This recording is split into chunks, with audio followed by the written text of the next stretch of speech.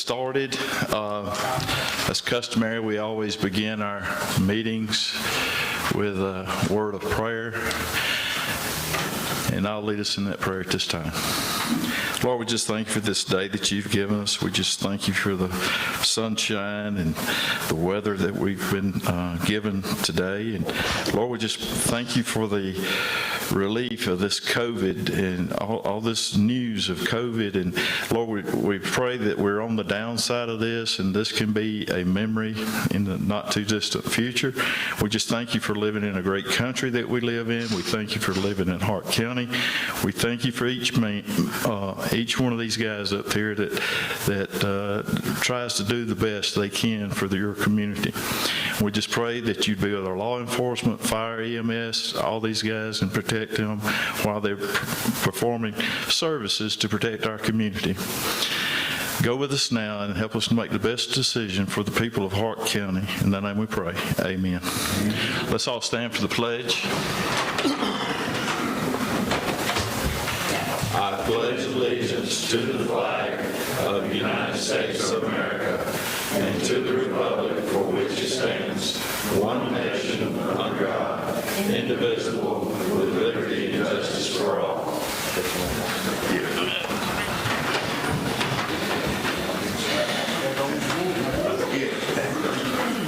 Again, I'd like to welcome each of you here tonight. I'm sorry we're short on seating capacity, but we appreciate your patience. And at this time,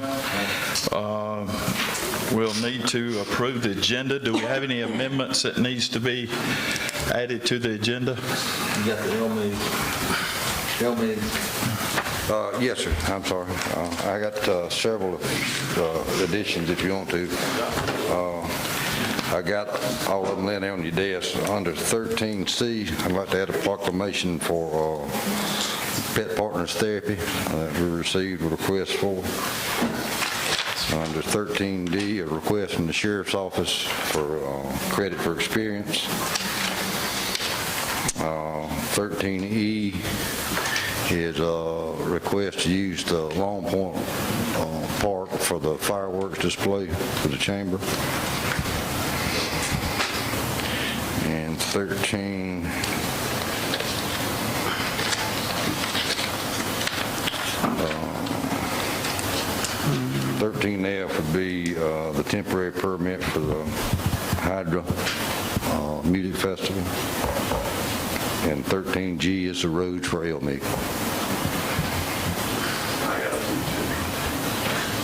Mr. Chairman, I have just a couple too.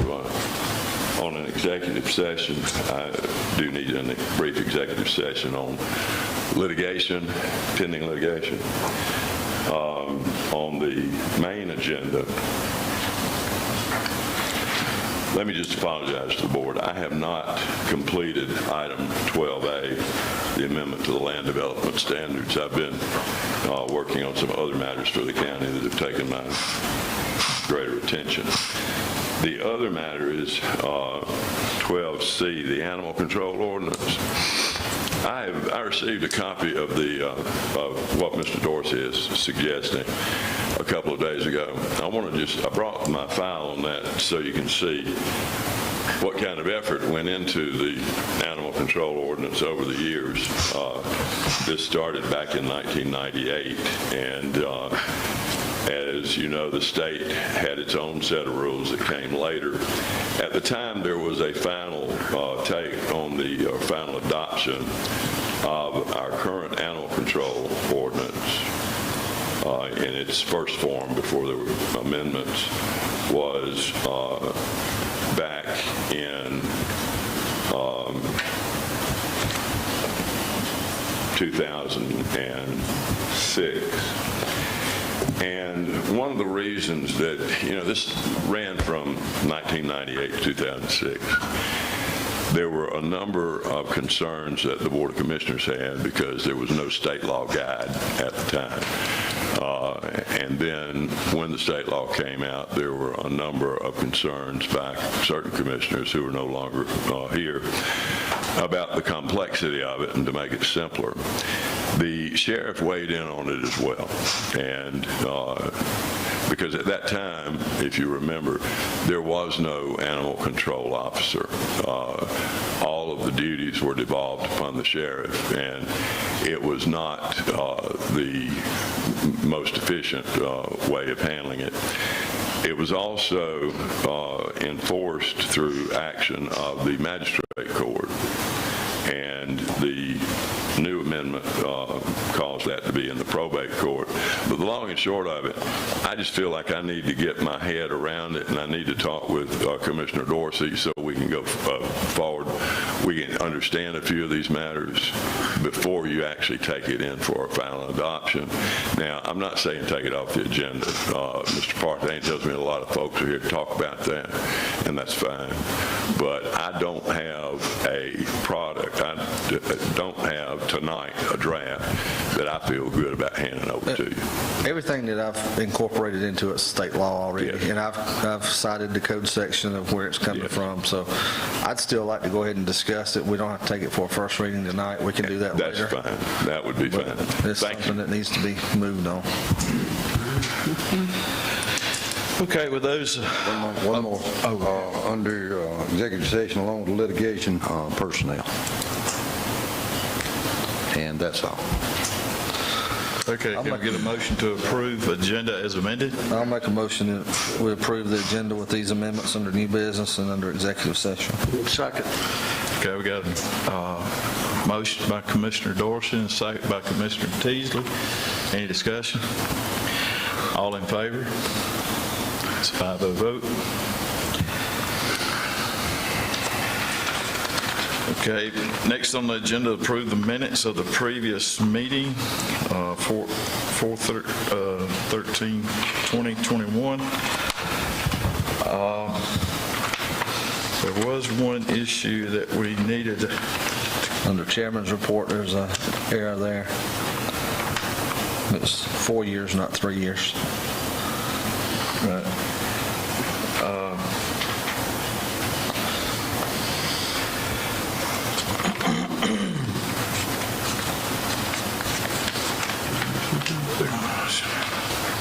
Y'all see any other corrections?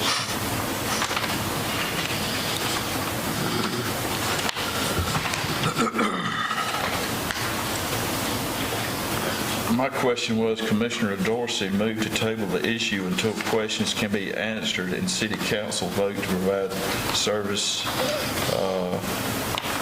Commissioner Carter, is that the way that was? Provided a second? Commissioner Teasley provided a second. Provide a second. Yeah, I did. Yeah, I did. Nobody else voted for it, Okay. so it wasn't passed.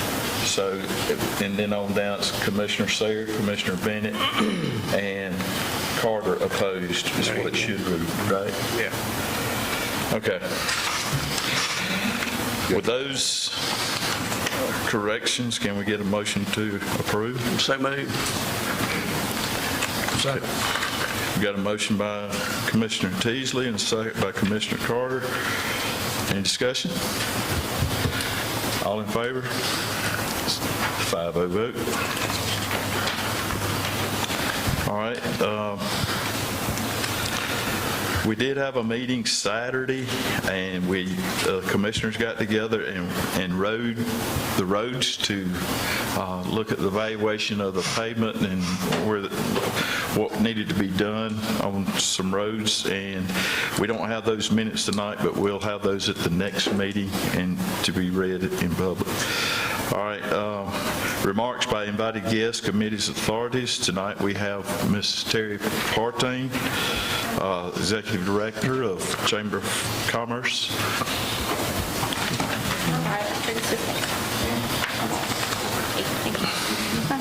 Thank you for having me tonight. Thank you for inviting me. We had decided a while back it might be a good idea for a representation from the Chamber of Commerce to come give quarterly updates so you guys were kept in the loop of what was going on, what we had planned, events we held, and events that were coming in the future. So I think I included some notes for you guys to review before, but I included a packet of pictures that probably speak louder than words. We're very excited. If you guys have not been by the Chamber Chamber office on Carolina Street. Our mural was completed this weekend, a total of 17 hours of work by UGA students and their professor made this mural come to life. So if you haven't seen it, it's been shared a ton on social media. We're getting a ton of positive feedback about this mural. We see nothing but good things come. And their slogan, they're kind of giving it the slogan that Hartwell is blooming. And if you haven't seen the mural, it's a great slogan with the flowers. The next thing, and I've included this for you guys to review, we're excited to launch the Passport to Hartwell program. It's been a collaborative effort a little bit between the Chamber, the DDA, and Main Street has also offered to help us in this project. We had some of our committee members come up with a great QR code to any business can join it. It doesn't even have to be a Chamber member. This is all going to be housed on our Discover Hartwell tourism website, where business owners are given a platform to offer discounts, free items, specials, or any incentive available to invite new people into their business and to maintain current customers.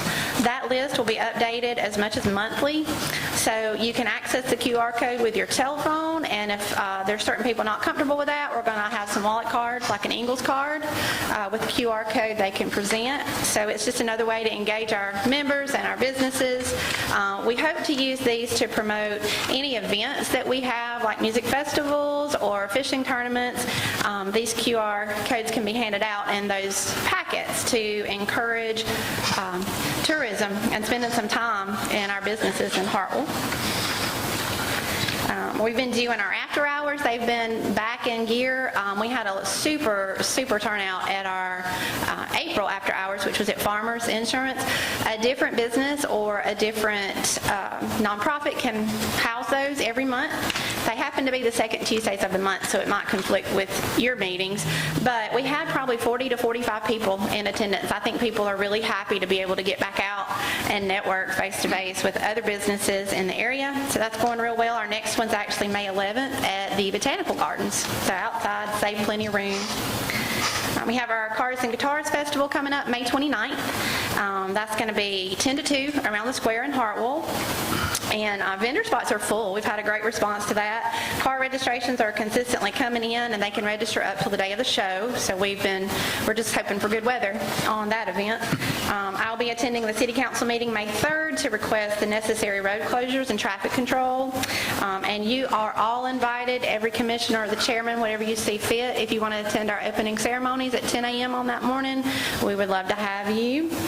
We have some great updates for Gum Branch Mega Ramp and the promotion of that facility.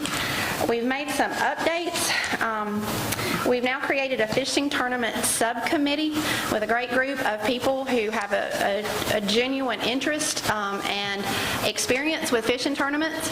We are trying to look at ways to make highest and best use of any funding for that facility. We've incorporated a new tournament angler survey that will go in all of our fishing tournament anglers, information that's specific to Hart County. We've always had one in those packets, but they're very general and they're not specific to money spent directly in our county. So moving forward, I've got that in your packet. Any questions on those surveys are specific to our county.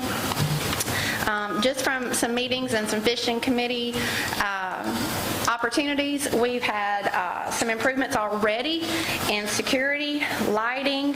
We've had some new lines painted at the ramp. Jim Owens and his group did a great job. We've been praised for all the new updates we've been doing. We've added some visibility to the Chamber website that's a specific tab for Gum Branch. The reservation paperwork is on there that can be accessed. We've updated an event calendar, and now we're going to be sure to promote every tournament that we're hosting or that have reserved the pavilion in that facility to give them some more visibility as well. We'll also be asking the commissioners to consider approval for placement of some new signage at Mega Ramp. It's going to be all provided by the school system, is my understanding. Mr. J. Floyd's on board. And it's going to be some signage that actually recognizes that as home of the Hart County anglers. The high school and middle school fishing team is very excited, and we felt they deserve some recognition at that facility. We're actually looking at potentially hosting a fishing tournament there in the fall. I have often facilitated tournaments and hosted tournaments, but we would love to see what happens if we plan our own and maybe engage our high school and our middle school teams. Our listening sessions are underway. Our chairman typically handles those events through our Economic Development Committee. We've had Chairman Sayer and we've had our mayor attend those, and we will be extending out invites to the remainder of the commissioners and the councilmen in the near future. Our pre-4th firework show and pre-4th event is happening. We are happy that these events are taking place this year. There will probably be some discussion. The pre-4th is actually handled by the Hartwell Service League that's downtown on the square, and the chamber handles the fireworks celebration. It had been canceled at Big Oaks this year. It was not going to work out to have that, so we had to do a change of venue before my arrival at the chamber. And we'll be asking you guys tonight to consider another change in venue to move that from Lakeside Resort out to Long Point Recreation Center. The more we're looking at the logistics of that, we were not going to be able to offer any parking at Lakeside for actual cars or attendees. There was going to be all boaters and only boaters due to the setbacks required for the fireworks show. So if you guys approve Long Point, I think you've got a proposed plan in there. It's just a much better setup. It'll give us room to park. We figure 100 to 150 cars easily. There's more access and visibility points from that facility, so they can see it at other locations, such as the dam or several of the boat ramps, even Mega Ramp, and possibly the Big Water Marina too. So it's just going to give us more room and bigger water for an increased ability to house boats as well, if you guys consider that. And then in the planning stages, we've got in the fall, we're hoping to have an event based on agriculture and our agritourism in the area. And it's kind of being in the plans right now. We're working with Archway, we're working with the school system to make this event happen. So we hope to grow from that and come back to bigger and better events in the coming years. And then we have a regional tourism event we were hoping to have maybe at the Franklin Hart Airport, and the goal was for the fall of this year, and it's just not, the timeline's not there. So we have several of our board members working on that project, and we estimate that it'll probably be spring of 2022. Okay. And that's what we got. All right. I do appreciate the form about, because we get asked all the time, how much does the mega ramp benefit in economics in here in Hart County? And this expenditure form, I think, will be a great asset for the economic impact of our county. I appreciate y'all doing that, and that way we have answers that we can give to our constituents. Also, can we go ahead and take care of the signage business on the mega ramp at this time? That's fine. That's fine, man. Can I get a motion that we coordinate between Terrell and Mr. J. Floyd, the school superintendent, for a location for this sign and permission to put the sign up? So moved. Second. Okay, we got a motion by Commissioner Dorsey and second by Commissioner Carter. Any other discussion? Just so everybody knows, since we got a large group here tonight, the mega ramp wasn't built with taxpayer money. It was built with a settlement money from the Toxaway Mills PCB settlement money. So just so everybody's aware of that. Okay. All right, any other discussion? If not, we'll call for a vote. All in favor? It's 5-0 vote. So. Thank you. Okay. Appreciate it. Thank you.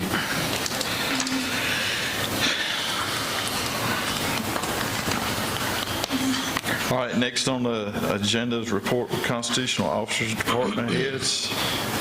I don't have anything to say. It's not on the record.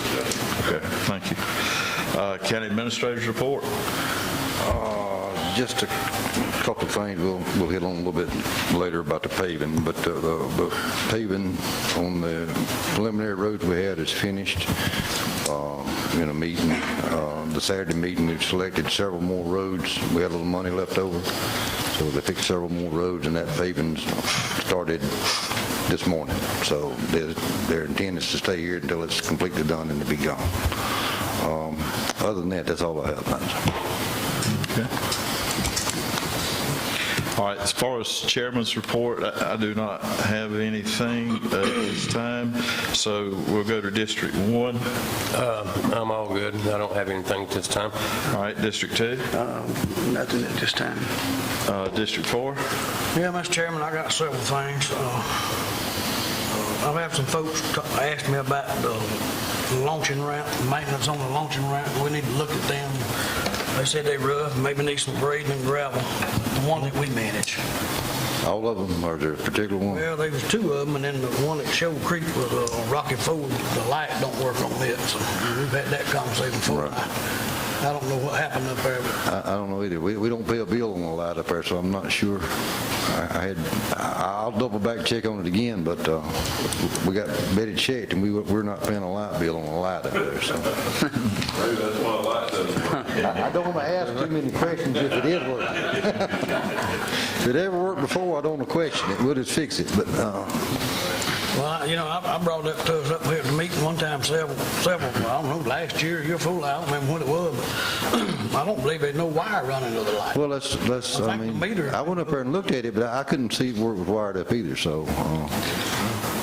I don't know why we'd have a meter base and a wire up there if it ain't hooked up. I don't know what the purpose of that is. But It may have been there when the Corps had it. I don't know. We don't have any records of ever paying for a light up there. all right. Well, that was on the list, so I had one of them I could strike off. Are we still going to do the road paving experiment? Yeah, we have met with a consulting firm that does that. They do the engineering and the actual work. Shannon's trying to figure out which would be the best road for us to try it out on. Hopefully before middle end of summer, we'll have it back to you and done. Why don't we try Orchard Road? That's the worst road in the county as far as the tar and gravel one. And it's a lot, that's all it is trucks. Yeah, well, You have to work some base magic, but tar and gravel, I'm not sure about. Asphalt, we can put it on tar and gravel, but the main thing on it is usually repair and maintenance of the asphalt they sections. get all up, it's there. I mean, it's all coming to pieces. Again, you'll see the state highway using it on a lot of the curves they got. They're using a higher traction stuff than we need, but it's the same token. What we're talking about is chip sealing, right? Correct.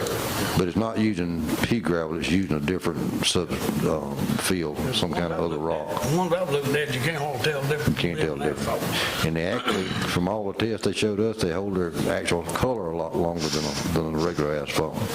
But hopefully we'll have one done by the middle end of the summer. I hope we'd have more than one. Well, I don't want to jump in and say do 5 or 6 and it not be something we... Yeah, I know. All right, the third thing I want to talk about is the month of May is going to be a busy month for the American Legion 109. Saturday, May 15th at 10:30 a.m., a dedication of the Blue Star and Gold Star monuments will take place at the courthouse and the Veteran Memorial Park, as we let them call it.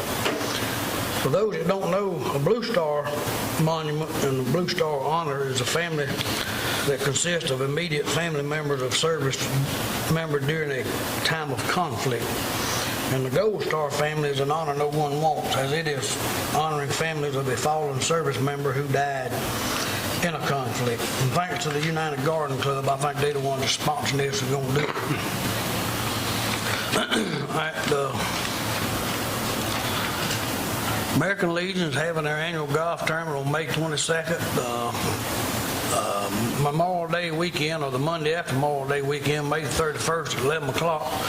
American Legion invites us and all public safety people and all public people to honor the fallen soldier. That'll take place at the courthouse. We still ain't got the flagpole moved out. Yes, sir. It'd be nice if we could get it moved before all that takes place, but I don't guess that's gonna happen. If the woodsmen would get back out when they get out and do things, we would have it up. But, Are they gonna furnish the flagpole? Okay. All right, we had a joint city and county meeting, and I think it went very well for us, and I think we should do this more often. We found out that the city was working on traffic ideas and studies that I didn't know about. Some of y'all may have knew about, but I didn't know it. Our area is growing, and this growth will not just have an effect on the city, but the county as well. So we need to work together on these and other issues. We do not need to be at odds with each other. So that's all I got. Thank you, Mr. Chairman. All right, thank you, District 4. District 5? Yeah, I was looking at my calendar. We got to make up the open records, open meetings training, and May 13th is when I'm going to do that. That's a Thursday, second Thursday in May. So, Luana and Terrell, if y'all could notify all the boards and authorities that we fund, that's mandatory. If let's try the 13th, we can't get it, then we'll try the 18th, which is the following Tuesday. It'll be the third Tuesday. Okay. Try to do it at Literacy Center. Literacy Center. Yeah, we'll do it at Literacy. That's all I've got. All right, thank you, Commissioner Dorsey. Under old business, I think we're going to hold off on 12A at this time. And we'll go on to 12B, City of Hartwell Annex Request, Partial C-55D 014. And, you know, we did have a joint meeting with the city for resolution to make sure that they would provide services for these properties. Now, the city actually gave us a little more than what was required of them. I mean, they gave us the 60/40 protection for those people that lived in there. That is not required by law, but they were willing to go with that step, and so that we could move on with this annexation. Now, they have provided us with a resolution that tells what they that they're obligated to do at Sydney Point, and I recognize that there were some things that were not mentioned in that meeting. But I have talked to the mayor today, and the mayor says if we'll approve this, then they will ratify it at their next meeting. So if we're both agreeing to this resolution, then annexation goes on. What do they need to ratify? There's a lot of problems with it. The whole thing. They're going to vote on the same document that we're voting on. Okay, I got you. I thought they need to change. I thought I misunderstood you. Sorry about that.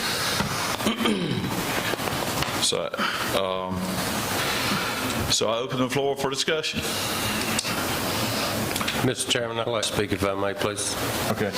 I was notified this morning that I could possibly be a conflict of interest in this issue, but throughout the day with research and speaking to legal counsel, I've come to know that I am not a possibility. And this is due to the work that I've done for Charlene Fields Realty. This is where it's from in the past and present. All right. Thank you. First of all, if I may, I just want to go through my issues with this. I'll start with the fact that when we met with the city and the resolution that was prepared, there's no mention of an unincorporated island. That was the whole purpose of meeting with them, 363690 says you can't have unincorporated islands. However, there is a provision that if a resolution is passed by the Board of Commissioners, it can move forward. To me, gentlemen, that is a key point in this. 20 years from now, somebody's looking back at it, they're going to wonder why. It needs to be there. Going through the bullet points, and Terrell, I don't know if you can put a copy of this up so everybody can see it. I don't have one, did you? So anyway, moving on to the Water Authority, number one, I have no problem with that. To me, that's cut and dried. Number two, as long as the developer pays all the costs of extending the city sewer lines, including charges of the Georgia DOT and Army Corps of Engineers for easements and attaching sewer lines to the Reed Creek Highway Bridge, the city will provide sanitary service to Sydney Point property. There's other problems there, and as I said in our meeting 2 weeks ago, traffic is not being addressed. And with the city on one side, the county on the other, it's going to be the county's responsibility. I think you guys all know that. It's going to create a very congested area with those townhomes or the residential developments, as well as the restaurant. It has been reported in our meetings that there's a decel lane there. There is no decel lane. None at all. A decel lane is probably about 100, 150 feet. It turns off to the right and you turn. There's a center turning lane, no decel lane. So I'm just putting all the facts out there. That is going to be a problem. There's been no discussion with the school system if buses go in. There's a plat that was recorded and approved by the county for the Peninsula Phase 1 in 2013 that shows a cul-de-sac that doesn't exist today. My issue with this is once this board goes forward and allows this, some of this will become the city's responsibility. But at the same time, the traffic problem will be this board's to deal with. No way, no matter how you cut it. Every accident that happens there, this sheriff's department's going to have to work it. We talked about this last meeting. Once the city extends sewer service into the eastern and southern portions of Sydney Point property, the city will also provide city service, a sanitary sewer service to the privately owned tracts that remain in the unincorporated area adjacent to the east of Sydney Point property at the eastern end of Sydney Point, tax parcels C15D014-001 and C55D015. And I think that's the Howell properties. I don't have those parcels here in front of me. And I have no problem with that. But here's where the problem comes in. And the privately owned tracts that remain in the unincorporated area adjacent to the south of Sydney Point property near Reed Creek Highway, tax parcels C55D012 and C55D013. Terrell, can you pull up Q Public so we can see this? Ladies and gentlemen, this is another unincorporated island. Now, I shared with the board here on Saturday there was a problem. Not once did the city of Hartwell in our joint meeting mention this unincorporated island. That council cannot take action unless there is a vote with a motion and a second and a legally advertised meeting. I am appalled that this is slipped in here and not even mentioned to any of us. And when you see it, you'll be able to see it. And I know it goes on to talk about if such owners request such service and agree to pay the cost of the lift stations. That's fine. But there's two property owners there, one of which is landlocked. And once this is done, these 5 members, we represent those property owners. So there's the Nigel Pitt property, which is served by a 22-foot wide easement that was done back in the, I think, 60s, 70s. And then there's a Cooper property that's behind that is landlocked. And these are the two properties. This is the Pitt property that's in the green. And the C55D013, that's the other part of that that's the unincorporated island. That gentleman is landlocked. There is an easement that comes in. It stops at the front. I don't know how he gets to and from. So the fact that this was not even discussed makes it into this agreement that we get today at 1:17 p.m., 4 hours and 43 minutes before our meeting, and we have to make a decision tonight. I have a problem with that. There are other issues here. We talk about police and fire. I'm good with that. The water authority, I'm good with that. We talk more about the 4 parcels. Again, it's just not open and honest, transparent government when you slip these things in. Although the city retains the right to annex property that's contiguous to Sidney Point property, and the 60/40 that it goes on for that area, I took an oath of office, and I'm going to read that.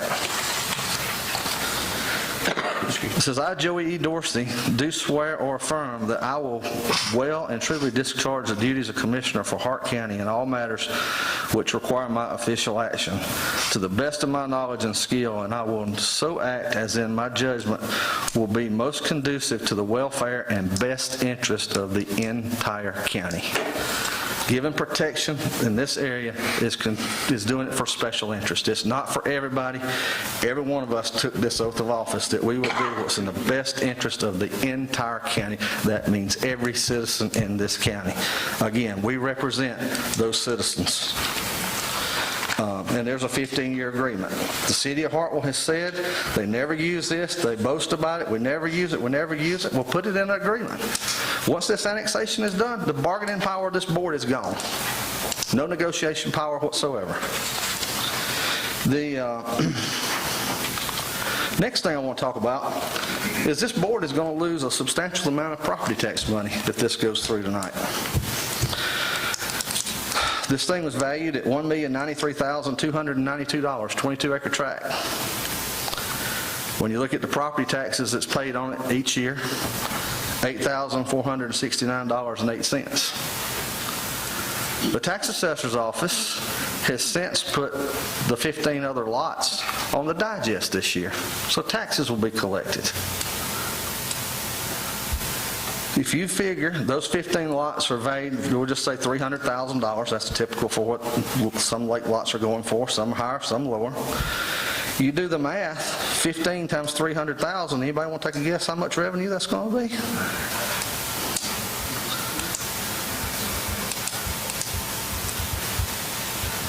$4.5 million. But that's not what the county's going to get.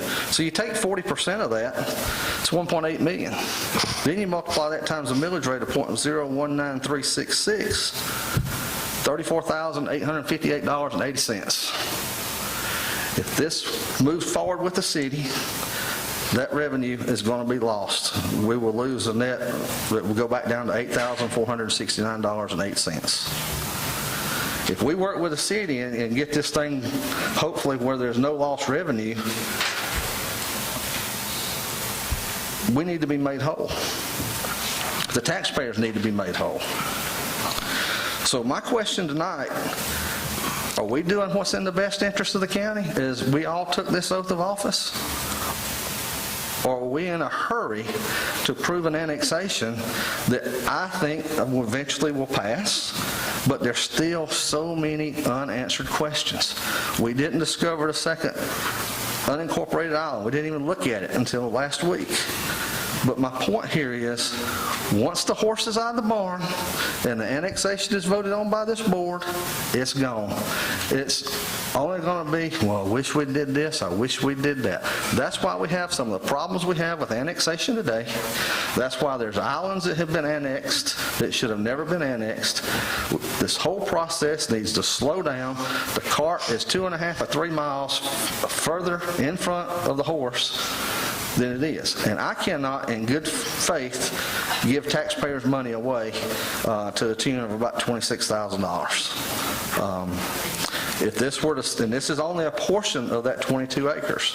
I'm again making an assumption of these lots at 300,000. I'm being totally transparent. But there's things that this board can do to work with the city, and we need to go back with the city, and we need to discuss this further. I am in no position to approve this tonight. This board can dispute this, and we can continue negotiations with the city through arbitration, and Mr. Gordon, correct me if I'm wrong, we could continue to work together with this to identify and correct some of these issues and concerns we have. Now, I know that the key to this whole thing is getting sewer across the bridge and annexation. Annexation has to happen before the sewer can be done from the Corps of Engineers, because only a government agency can apply. I spoke with Corps people this week, and once that application is done, you're looking at 4 to 5 months before the approval and everything that takes place there. All I'm asking this board is to slow down. Let's not make a mistake that we will later regret, and let's do what's in the best interest of the taxpayers of this county, and that's my position. All right. Also, as a taxpayer, Georgia law provides the right for this property owner to apply for annexation. This board is only going to approve or deny annexation. That's it. We're not worried about all these other issues of, a school bus turning around or whatever. That's on them at that point. All they are asking is us to approve an annexation. And by law, he has that right. And if we've got an objection to that, other than the resolution or whatever, it needs to be known now. And if we was going to stop this, it should have been stopped, Walter, 2015 or 14, like whenever that letter was written to the Hart County Board of Commissioners to annex this property. Like when we got that letter that...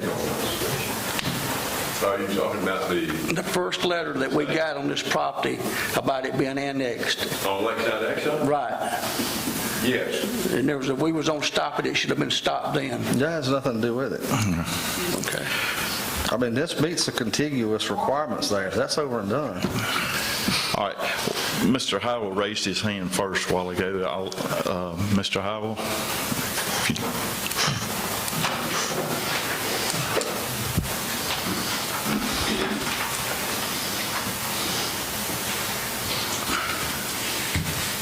Thank you for giving me time to speak. Yes, sir. I'm going to read this because I'm old as dirt and my memory's not that good and my voice is going too. So I want to stay on time and work through it as quickly as I can. Yes, my name is Billy Howell and my wife Cecilia and I own the property at the end of the peninsula. I'd like to give you a quick background on my wife and me. My father was a house painter. Cecilia's father managed a filling station for his brother. Cecilia and I started holding hands in the 8th grade. We dated through high school and got married halfway through my sophomore year in college. We had $380 between us when we got married. We've been married for 63 years.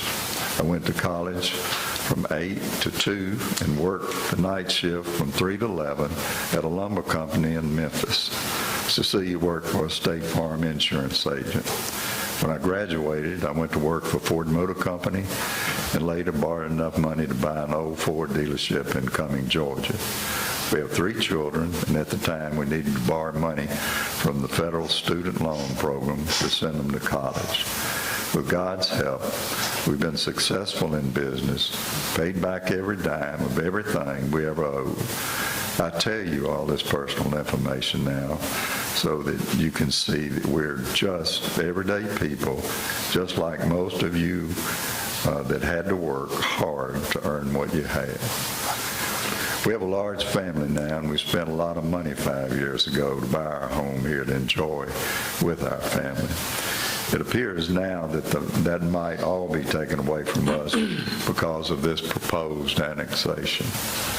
The proposal is to disregard the covenants and jam 64 more homes into the peninsula. Charlene told me the footprint will be 2,100 square feet, but the homeowner can build a basement and/or go up. Double the footprint, and you could have as many as 4 bedrooms and 8 or more people in one of these houses. If only 3/4 of the 64 homes have just 2 people driving to work, and the remaining have 1 driving, you'd have 112 vehicles, plus school buses, trying to get in and out of a 1-lane road with no stoplight to go to work and school. All these vehicles would be trying to get in and out at the same time. This annexation proposal, if this annexation proposal goes through, it will destroy the value of our home and probably create the biggest nightmare and catastrophe this county will ever see. The genie will be out of the bottle, and you'll never be able to put it back. God didn't make all of us real smart, but he gave most of us some common sense. I appeal to all of you to use your common sense and not let the genie out of the bottle. And as Mr. Dorsey said, do what's best for the county. Thank you for your time. Yeah, thank you. Mr. Moore. I just want to say, If you would, come up to the podium.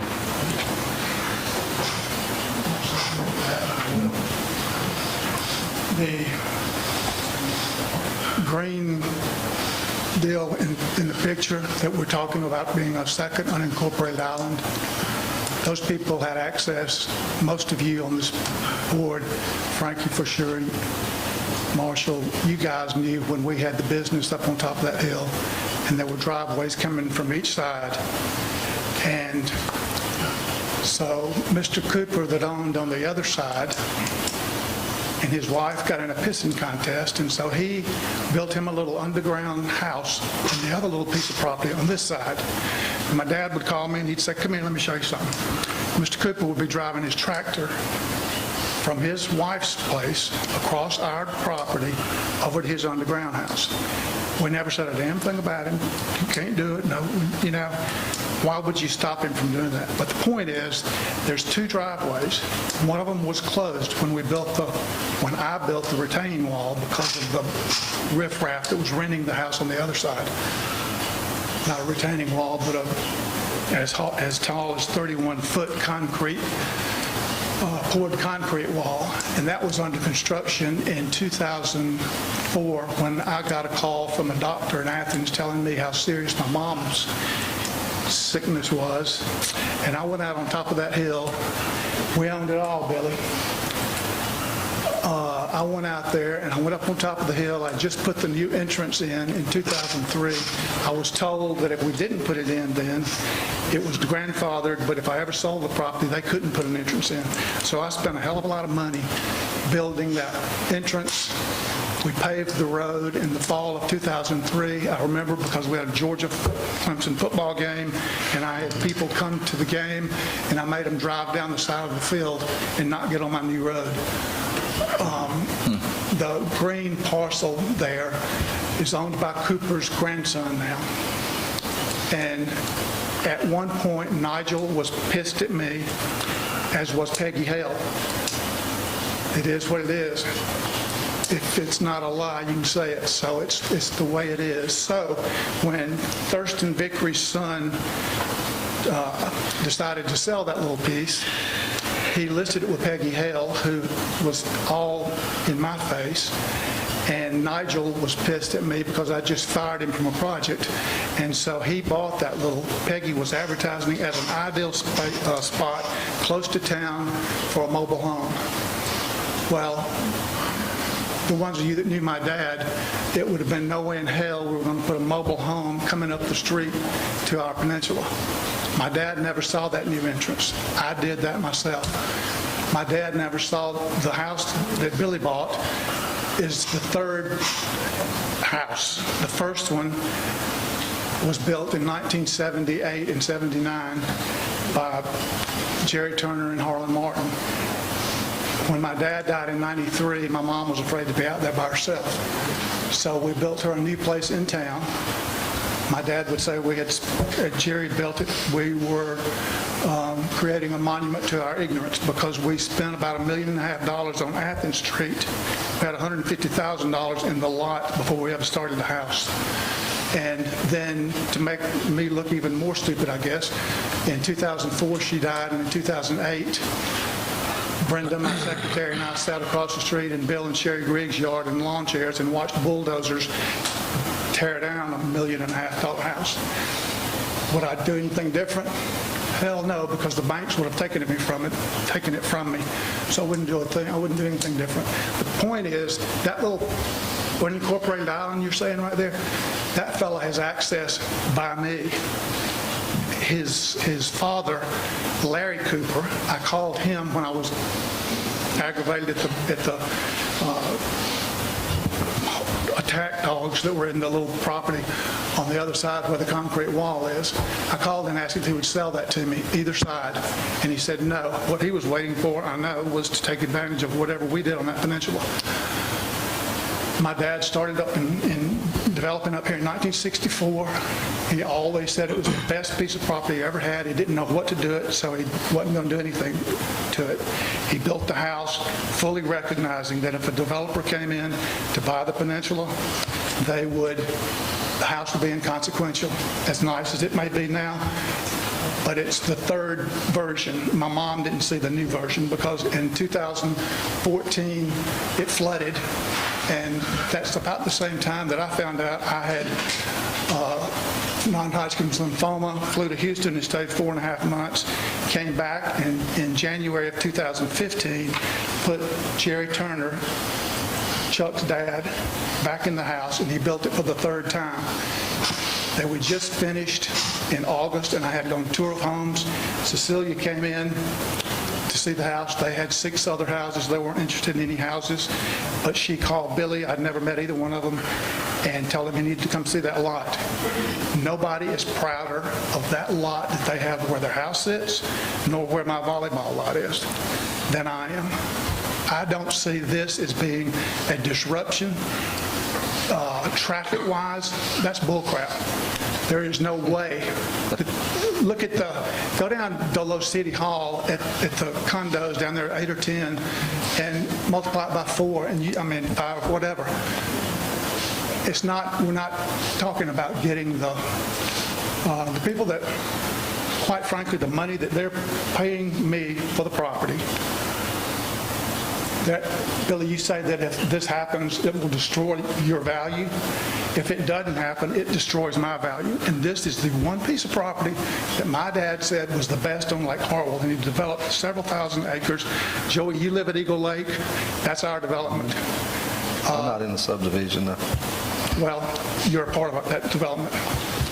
And it was my dad's development. Frankie, you're at Westwood. I remember when you bought the property, and I remember how my dad helped you get it. And he thought the world of you. No. I don't see anything. If I thought, I'm very proud of what Charlene has done to help me since the year 2000. And she's the only person in real estate in Hartwell, Georgia, that's ever done a damn thing to help me. Like my dad used to say about some of the bankers, they'll eat your groceries tonight and get up and sue your ass in the morning. And that's exactly right. I can go on and on stories there, but it's irrelevant. But as far as a little unincorporated, that's not an unincorporated crap. I'll give that fellow access to it. I mean, we've got our street up through there. Nigel would love to screw this up. I don't know if y'all have heard from him, but he doesn't have any say-so. And I asked my dad one time in 1987, I was taking him to Augusta, Georgia, to spend about 3 or 4 months with nerve problems, and all the way down there he was saying to me, Jimmy, sell. We owed $6.2 million at that time. You know, the Moors, we didn't come into town. You're talking about, Billy, you didn't have anything to grow up. Well, my dad left home when he was 13, and he always said, when I die, I'm going to have stripes on my ass, where my dad whipped me with a razor strap hanging on the barber chair on the back porch. There were 8 boys and 1 girl, and 13 years old. Looking back, it's incredible. But my dad left home, and the highway between Watkinsville and Greensboro was a dirt road. The Greensboro Highway, he hitchhiked up to Young Harris College, 13 years old, and he always said, they didn't give me a damn thing. What they did give me, though, was an opportunity. So he, like you, Billy, he had worked his butt off. 13 years old, he traded washing blackboards and cleaning classrooms after class in exchange for room and board. It's pretty, he always told me the older I got, the smarter he would get, and I thought, you're so full of you know what? But you know what? There will be a day when I tell him that he was right. And, but I'll say this, Billy, I don't feel like it's going to destroy your value, but I do know that if it doesn't happen, it's going to destroy my future. So, for what it's worth. All right, thank you. Mr. Butler.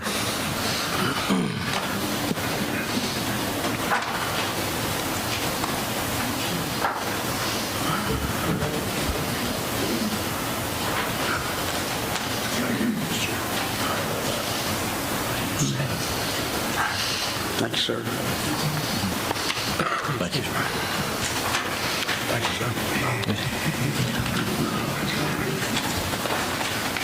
Mr. Chairman, members of the commission, my name is George Butler. I'm a practicing lawyer out of Dahlonega, Georgia. I was a former law professor, but I've been a solo practitioner for 35 years in the area of zoning and local government. But they say we practice law for a good reason. We never quite get it perfect. So I'm not suggesting I know more about the important legal and political issues that face you tonight in connection with this annexation and rezoning. As you may or may not be aware, the section of the code that gives you a right to object is focused on the zoning and requires that the applicant provide, and the city provides you a copy of the proposed zoning and the land use plan. Now, ironically, I know that Mr. Jimmy Moore had an opportunity to be here on April the 13th. I'd like to explain to you why neither my client, Billy Howell, nor I appeared on the 13th. That's because on April the 12th, Billy received phone messages to call Jimmy and to call Charlene. He did so. They said in no uncertain terms, Billy, you are an unincorporated island, and unless you go along with this annexation, it's dead in the water. I never said unincorporated island. I didn't know the term at that time. Mr. Moore. I'm sorry. He said, Billy, unless you support this, it's dead in the water. And that's what we call it. And so Billy said, I'm sorry, Jimmy. We love this peninsula too much. We don't want to see it destroyed. And Jimmy said, well, I'm disappointed, but I'm not going to blow my brains out. He then returned Charlene's call. That's not what I said. I said, why don't you come to this one yourself? Mr. Moore, please. Go ahead. Okay. I'm sorry. That was the way my client understood the comment. That's not the way it was. He then called Charlene. Charlene said the same thing. He said, I'm sorry, I can't go along. She said, I'm devastated. So we didn't show up. Now here's the irony, and again, I defer to Mr. Gordon ultimately, but I disagree that this objection hearing has anything to do with unincorporated islands. If Mr. Gordon is correct, and we have not one but two unincorporated islands, then I'm sorry to say, and I'm giving you my honest opinion, I'm trying to shed more light than heat. So I may be wrong, but the way I read 36.4, which is the blanket prohibition on annexations that create unincorporated islands, there are no exceptions. The section that we are here under tonight, which is 36.113, has to do with my last handout to you, where I have copied those provisions. And wouldn't you know, I didn't bring a copy up here. But you see,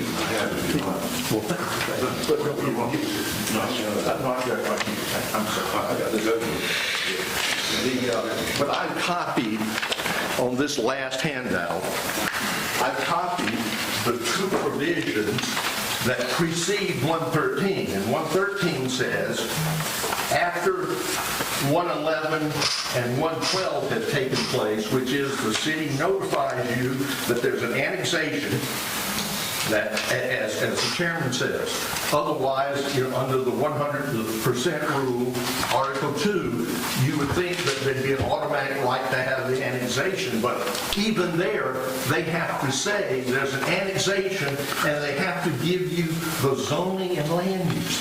And then in the next section, it says, if no objection is made within 30 days as to the zoning and land use plan, that's what you have a right to object to. And I'm saying, before my client gets too concerned, I'm saying that with all due respect to all us lawyers who are still practicing at this, I read 36.4 to be an absolute prohibition on the creation of an unincorporated island by the 100% method. There's no amount of ratification. The section we're here on tonight that follows these two, 113 says, if you do object, that your objections are limited to zoning and concern about the zoning, which we have. Okay. Now let me, before I go through the other handouts, let me back up and say, I'm honored to represent Mr. Howell and his wife. They are beloved pillars of the Forsyth County community. And from humble origins, he and Cecilia represent a self-made American success story, but their decision to acquire a retirement home in Hart County, I think, is instructive. Despite the roots they have put down in Forsyth, despite the fact that their business is still there, despite that their children are still there running that business, their grandchildren, where have they decided to locate, spend their golden years?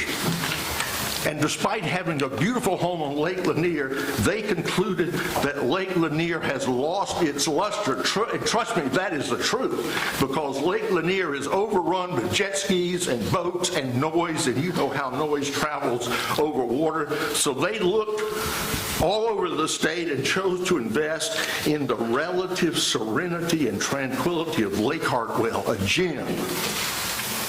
And they did so based on the apparent commitment by not only Hart County, but by Jimmy Moore, to a vision of rural residential development on multi-acre, single-family detached lots around the lake. And to illustrate that, you had my first attachment, which shows that at the entrance to this entire peninsula, it says Berkshire Hathaway. This is a premium place. As Jimmy's father said, the most magnificent property on the lake. And then the second attachment is from your own comprehensive plan that says Lake Hartwell character area, rural residential, large lot, 3+ acres, single family detached preferred. All right. So Billy bought, and he bought based not only on your comprehensive plan, but on what Jimmy represented him. As Commissioner Dorsey mentioned, there is a subdivision plan of the phase 1. That's significant. There are multiple phases. The whole peninsula was going to be developed. That's why they took the big sign at the gate up at the front. The whole peninsula was going to be developed comparably with these multi-acre lots. Never. Okay. Never. So then, in the deed, Mr. Chairman, which I give you copies of, you'll see that Mr. Moore committed, and I'll read you the language on both. There are 2 lots he bought, side by side. Show us where. Mr. Chairman, he's out of order. I mean, this is ridiculous. You'll see that these are recorded from the deed. And so you'll see that for the first lot and the second lot, you have this same language, where Mr. Moore solemnly promised that he would restrict the adjacent subdivision. That is, the next phases. So the first phase and the rest of the peninsula was going to be restricted in a similar manner.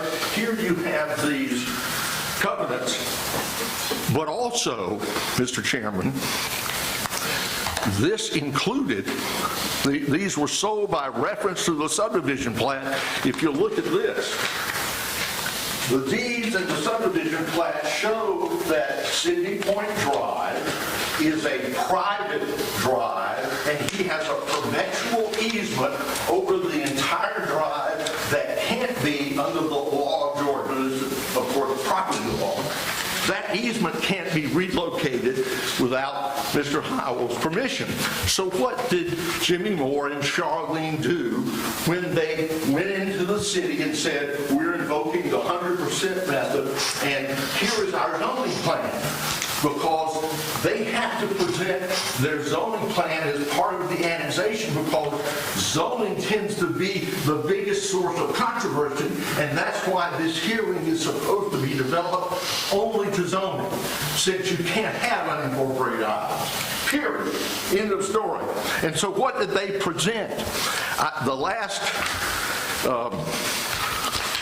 The last attachment that I showed you, which has these provisions, let me just show you. Here is what they presented to the city, and what the city presumably presented to you under these provisions, saying, this is what we're asking you to approve. Okay, that's what you got almost 30 days ago, was this plan. Well, guess what? In the last week, they've abandoned this plan. I would argue they don't have the right to abandon this plan, because they started your 30-day review of this plan 30 days ago. They can't at the last minute, and this just happened last Tuesday, they changed this plan, and I'll show you, but let me show you this one. This plan I have superimposed on this plan, phase 1. You'll notice that they ignore Sydney Point Drive and Shore Road that goes all around this way and that way. They can't possibly do that. It's not worth your time. Okay. So what do they do next? Last Tuesday, for the first time, they purported to submit a new plan. Okay? Is this plat any better? If you'll turn to the next page, you'll see that they have relocated in the silver. They purport to be able to relocate areas of that road. Plus, they have changed the division lines between R1, R2, and B2. So now you have, as of last Tuesday, and you may not even know this, but this is what you're supposed to have 30 days to think about, and they don't have the right to, in a rush to judgment, to a predetermined, to submit a zoning land use plan, a site plan, that has no relation to reality, and yet that is what you're here tonight to approve, because that's what you have 30 days. Since they've abandoned this, I don't think you have any alternative but to say, sorry, we object because we understand you've abandoned the zoning and land use division lines and the land use site plan that you gave us to review. So the city needs to contact you again and say, okay, we screwed up, or the developer screwed up. Here is the new zoning lines. Here's where the new R1, R2, B2, and here's the new layout. And then you get another 30 days. But in the meantime, as I have suggested, I don't think that you can have an unincorporated island. And so, but in conclusion, if I may just indulge one reflection, and that is this. What we're finding in Dahlonega, where I live 60 miles north, with COVID, with broadband internet and the concept of live rural and work global, that land values are going up. This land that he has subdivided, the property values, Mr. Dorsey, I think, was being conservative. I think these lots will sell like hotcakes if they're properly marketed, because Billy's not the only one who's fed up with Lake Lanier.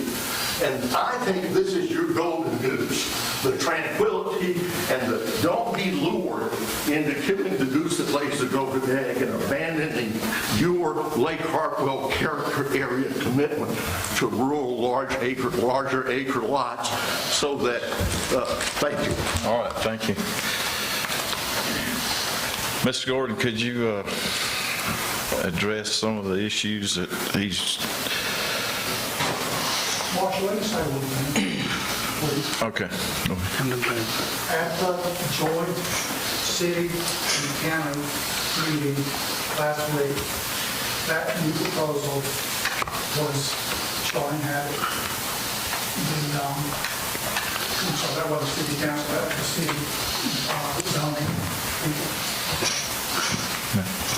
Nevertheless, we never tried to change the road. I put the road in myself, and Grandspeed Road, if that road is there, he's got a right to use it. Mr. Butler, are you saying, Mr. Butler, up here, Oh, yes, sir. Yes, sir. are you saying we've broken laws? You haven't broken any law. I'm just saying, I think the city... Okay. Is Mr. Moore broken laws? No, but he hasn't followed appropriate procedure, and as a result, I don't think he's entitled to his annexation. Well, I understand we buried in paperwork up here, flipping back and forth, so we're not grasping everything, I can promise you. I want to know about laws. I'm not breaking any laws. As long as he has the right, as Chairman says, to annex property, we can't deny that.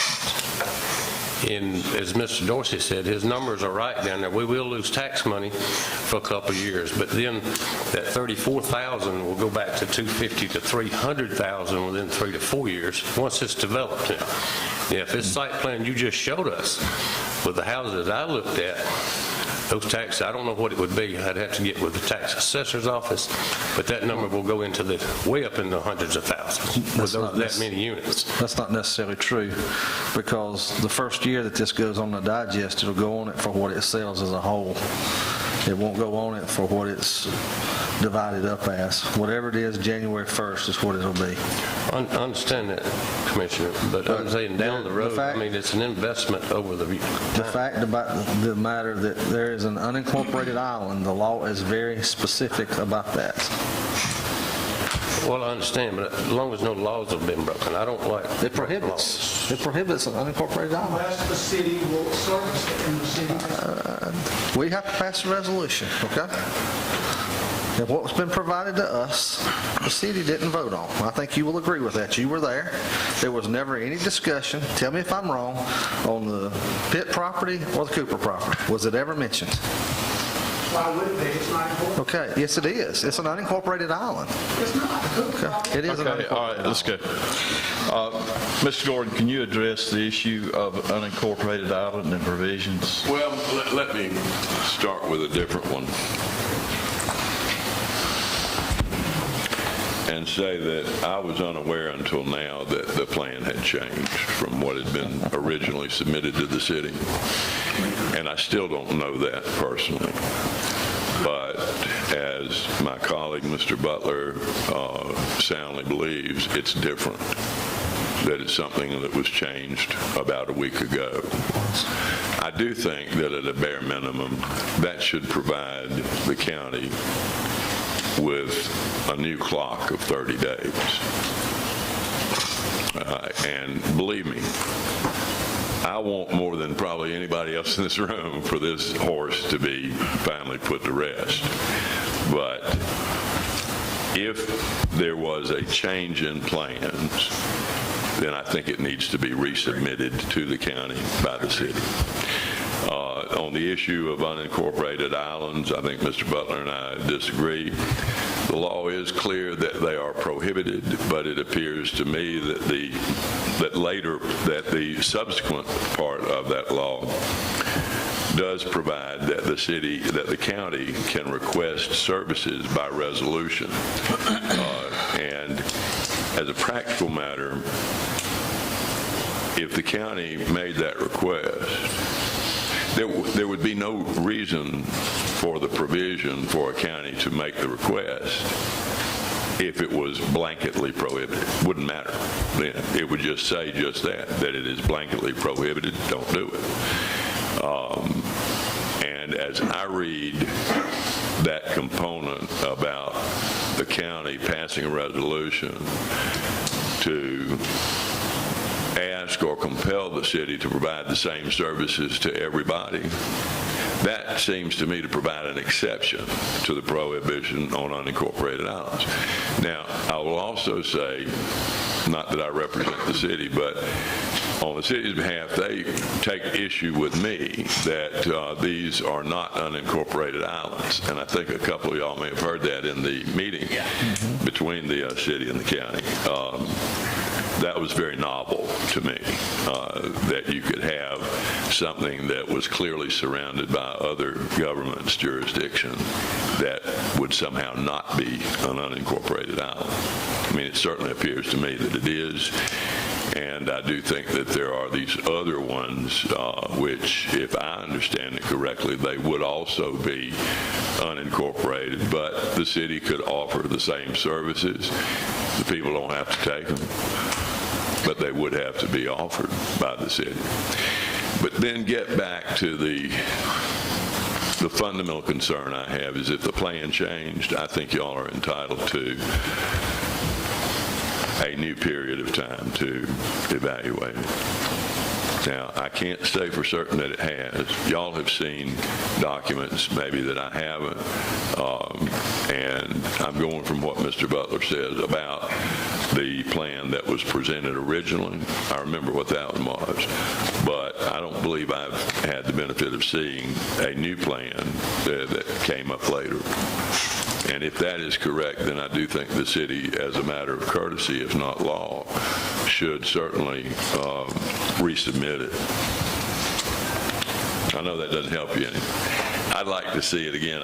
Just from my perspective, I've got many other things that I need to be doing, and I'm sure y'all do too. And I wish it could just get put to bed. But it does seem to me that with a change in what is proposed, I think that would have to mean that there is additional time at a minimum to look at it.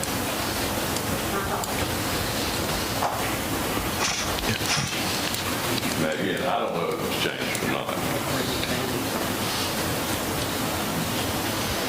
I told them this Tuesday night. The application that the city requests says sketch. That's all it says is a sketch. Nobody wants us to go spend $50,000 on a site plan until we know we're going to get annexed. We don't want to spend money on a sewage plan until we know we're going to get annexed. So we got to get annexed before we want to spend all the money doing that. So we'd already laid out a proposal very similar to what we've ended up with. I mean, the number of rooftops are about the same. So it doesn't say they need to meet the Mounds description plat. It doesn't say that it has to, after we get the annexation and the sketch, then we'll do a site plan, and then it falls under the land use plan at the city. And they review it and tell us what we have to have. So our application fell under the guidelines of what it said, sketch. And that was a sketch. And it's pretty darn close to what we've ended up with, too. But it's not exact. It's pretty darn close. It's and it doesn't have to be. It doesn't have to be exact. You know, one other thing I might point out is that, and I have no dog in this fight at all.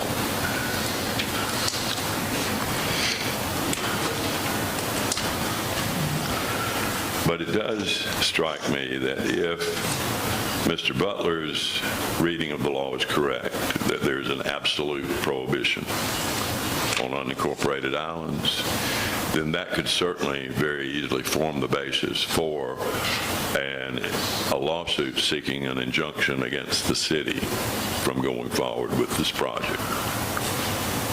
Not against the county, but against the city. If that definition is correct. And if it is prohibited, certainly as a highly affected landowner, Mr. Howell would be entitled to enjoin the city or to seek injunction against the city through the court.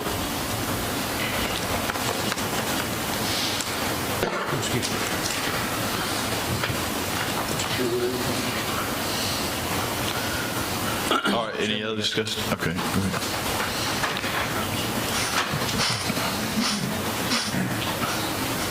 Thank you, folks. Appreciate a few minutes here. So I'm a resident of the Reed Creek part of the county here, and I've come just as represent myself as no more than that. So, but as I've been to 3 or 4 of these meetings in a row, it occurs to me personally that this is the annexation, particularly the zoning, is a profoundly bad idea, with benefits to a few, clearly, and adverse impacts to many. And so I'm referencing here an attachment from tonight's meeting as attachment 4. I think it came as part of the letter from Mr. Ford to Mr. Partain. And it included in that, as attachment 4, the following criteria are to be used to evaluate the proposed change in the zoning of a lot or parcel of land. And I understand this is a city document, not a county document, but it seems to me a reasonable criteria. And as I read through those objectively, all 10 of those could be read certainly in the negative. And I'll just focus, for the sake of time, on a few. But the first one is the existing uses and zoning of nearby property and whether the proposed zoning will adversely affect the existing use or usability of nearby property. So you've heard a very passionate plea from somebody that owns property at the end. You've heard from somebody that lives on the other side of the cove, I believe. And so there are many properties adjacent and close by, all on Lightwood Log Creek, Little Lightwood Log Creek, both sides on the other side of the bridges. So all of those people would be adversely affected. You're going to have gang docks out here, you're going to have jet skis and lots of people all the time in areas that there aren't currently. That's just objectively true, I believe. The second one is the extent to which the destructive property values promotes the health, safety, morals, or general welfare of the public. There's been some discussion in several cases about the traffic out here. So you can disagree whether it's 100 cars or 50 cars, but there's going to be a lot more cars, a lot more traffic. This intersection is already a nightmare. We know that.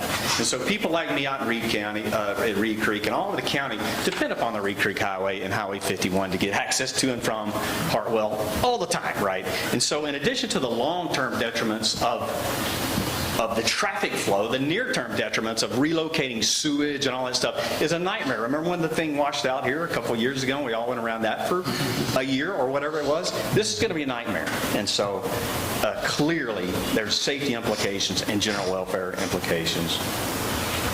The relative gain to the public is compared to the hardship imposed upon the individual property owner. So what is the relative gain to a citizen of the county? What is the benefit to me as a citizen of Hart County to allow this high-density land use to take place and to bring all the disbenefits that I've talked about? What is the benefit to me as a citizen? Because you represent us, and if you annex us to the city, now it becomes a group of people that have no answerability to us. They have no obligation to us. They make all these decisions. So you punt us over into their court where we have no say. And we become abandoned, if you will, by the people that we represent to elect us. The zoning history of the subject property should be considered. This was R1. People made big lifetime decisions based on what they believed to be the zoning here. And now it's changed. It seems a little unfair and highly detrimental to people who have made decisions on where they want to live and spend the rest of their lives based on what they thought to be the case. Just one more and then I'll stop. The extent to which the proposed zoning will result in use which will or could cause excessive or burdensome use of existing streets transportation facilities, utilities, schools, parks, or other public facilities. And I would say it adversely impacts all of the above. So I know those aren't your criteria, but they're reasonable criteria. And if you proceed with this motion to let the city decide on behalf of your constituents, it just seems not quite right. Thank you. All right, thank you. All right, Mr. Murray.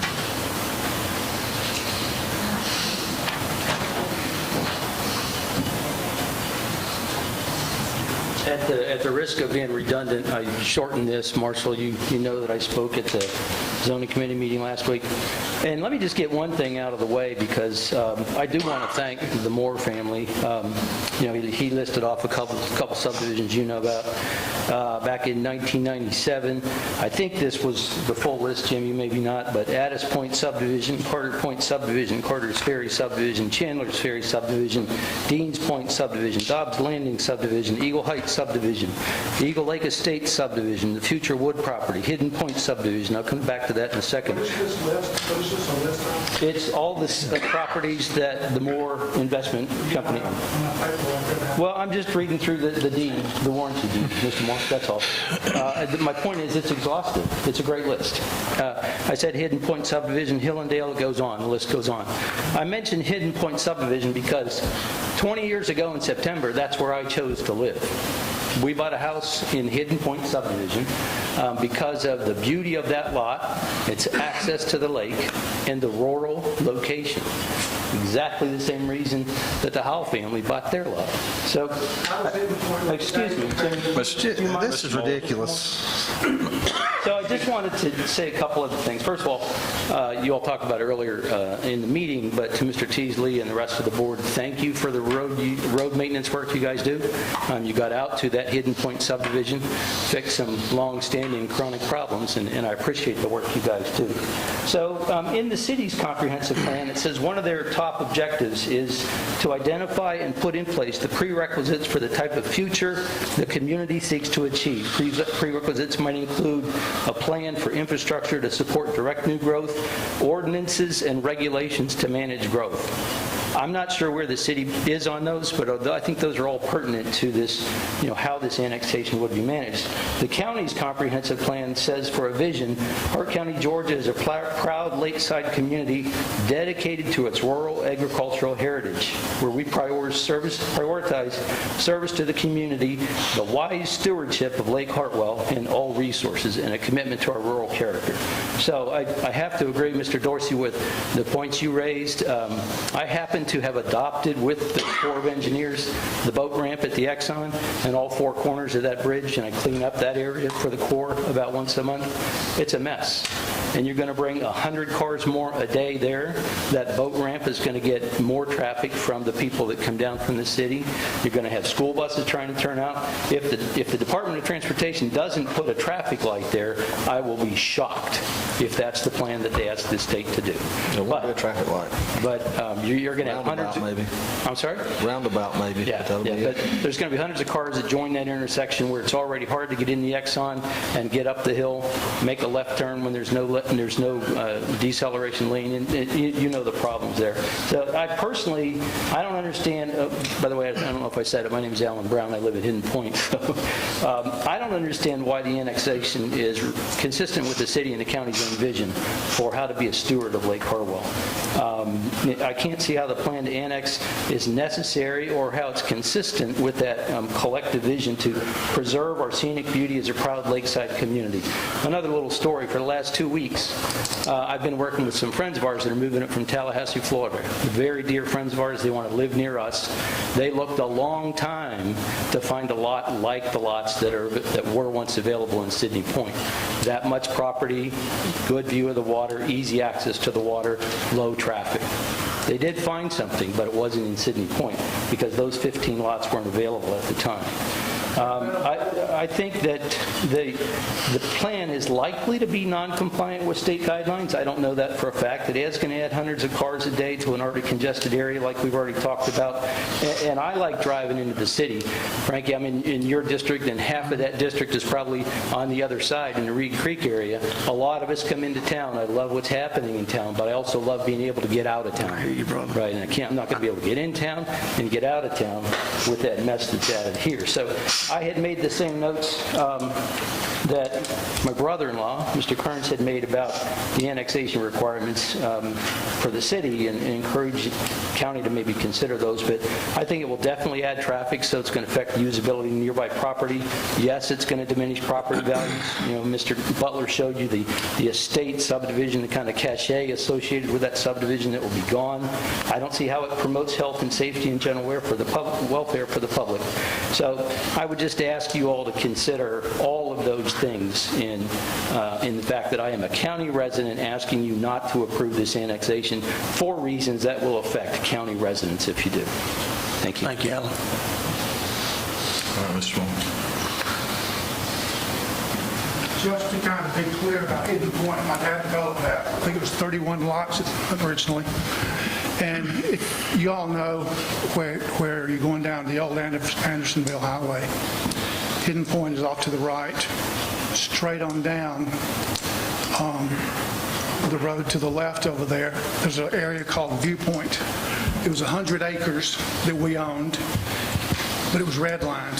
So my dad met a fellow named Norris Perigo, sold him the 100 acres, and Norris was able to get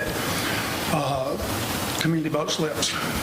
So you got way more people down the street from Hidden Point at Viewpoint, which are campers, mobile homes, not anywhere close to the quality of what's going to be at the peninsula. I will argue with anybody all day on the value of Sydney Point and what's going to be there versus Sin2 Point as an example. Sin2 Point, we had 19 lots, and a street over is we planted pines down the border so that it would shield what Norris was doing with his 100 acres with all the little campers in there. Right out to Viewpoint and look at the number of people out there and the cars and compare it to what very few are in this scenario. It's just, and why should it be done? Once again, my dad started up here in 1964. He always said he bought that piece of property in 1967 from Thurston Vickery and paid him $60,000, which was a lot of money in 1967, and he never was debt-free on it. He always used it as his bargaining power. That is Billy's lived out there for 5.5 years, but they don't live there. They live on Lake Lanier. But they don't think any more of that than I do, I can assure you. And I don't intend for it to get screwed up, and it's not going to. But I'm going to continue with this. So if we go to arbitration or if we go to to courts, I'm going to be there. Because I want this money. There's going to be a restaurant in there too, right? Isn't that for the B2? It would be nice. But I mean, you're asking for... You imagine if Chicago Steakhouse was sitting there, just down the hill where my dad's office used to sit. But that's part of the rezoning application was a B2. He wants that, and I think it's a great idea. Not for a huge restaurant, but mostly for the neighborhood. Okay. Any other discussion? I got a few things I'd like to say. I've been sitting here listening to everybody's points. I appreciate everybody coming up and talking about their point. I've been trying to take note, but I can't write nowhere near as fast as y'all talk. Especially the attorney out here. No disrespect intended, okay? All right. I've been on this board since 2015. I served on it from 2002 to 2006, back many years ago. And I went through some of these annexations. I've never seen one this contentious. I've never seen the questions being asked that are being asked today or last week or 2 weeks ago or whatever. I've never seen that happen. And I wondered to myself, what makes this one different? I know we have some people out there that don't want it, but there's a lot of things that I have in life that I didn't want either. But if we sat here and do everything like some of you say, we wouldn't have a development nowhere in this county. None whatsoever. I don't know how many development Mr. Moore has done, and I'm not trying to side with anybody. I don't want y'all to take it this way. I'm just trying to use my brain and talk myself into this or that or other. I'm trying to make a point. But I know it's way up there in the amount. And could you imagine what we would have right here if none of that ever happened? That's one of my concerns. I do understand that some of these questions need to be asked, but I'm wondering why we're asking them now. I know we've had some issues with the city in the past about annexation because we did not feel that they were following the rules as written or the procedures. Okay. So what I'm thinking here in my mind, listening to all this tonight and listening to this whole process that we've been through, the Board of Commissioners don't have no process. We don't have no process that once we receive that annexation, these are the things, the questions that we need to ask, and these are the questions we need to get answered. We've never had that. But I think we need to sit down with the city of Hartwell. If things are going to start being this contentious, we need to sit down and work out a plan with both of them. Say, okay, they have to abide by the law and we have to abide by the law. I don't understand it, but we don't have no zoning in Hart County. We never have. A lot of people want us to, and a lot of people don't want us to. This board, most of these people on this board, and me included, thinks I'm not against zoning, but I don't like telling people what they can do with their own property. People have the rights to do what they want to do with their own property, up to a point. Okay.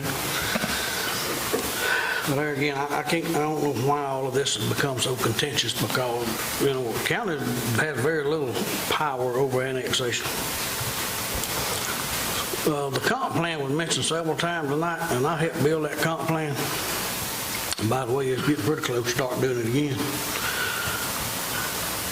But it also says in there that we should build homes for every socioeconomic group.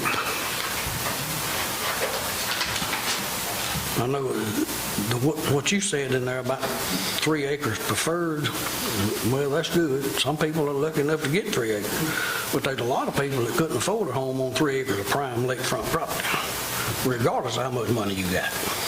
That'd be a tough pill to swallow. So I'm torn. I'm going to be honest with you. I'm kind of torn in this. I believe in private property rights. I believe that people need to develop. I think that we have a shortage of homes in this county. I know, and a lot of them are workforce housing, but a lot of them need to be done for all socioeconomic groups. So it's kind of hard for me to, say yay or nay. But I'm going to ask this question to our attorney because I believe that our motion stated in our last meeting that Commissioner Carter moved to proceed with a resolution to approve the annexation request contingent upon the Corps of Engineers' approval to run sewer on the Highway 51 bridge, retain county water rights, GDOT's involvement, service agreement with the City of Hartwell to provide fire, law enforcement protection, and meet the City of Hartwell officials next week to discuss the issue. Mr. Bennett provided a second and the motion carried 5-0. Now that somewhat tells me we've already basically approved this annexation. There's a flaw. It was contingent. It was contingent. Made that resolution, and what I remember of it, you stated it correctly. But it was contingent upon law enforcement. That was one of the criteria that was contingent upon, and the city can't provide the law enforcement in this area of the county. That's what defeats that whole motion, second, and vote. Well, their thing that they sent to us states that they will provide police protection, but the only thing that they won't provide, and I think the sheriff wants to hold on to this, is unincorporated island. The law doesn't allow it. Unless they're sworn. It's not a position of the sheriff to hold on to it. The legal requirements it would take to do that are impossible to do. You would have to deputize All the city police. the police, and they would have to have separate sheriff. For that one little parcel of property. Yes. Yeah, that's one issue. It should. Well, they used to say when, kind of like Snickers bars. When I was a little boy, they cost a nickel. It cost 5 cents. And then not too long after that, they came up with a thing that made this little fat fella real happy, and that was the double-sized bar for a dime. Yeah.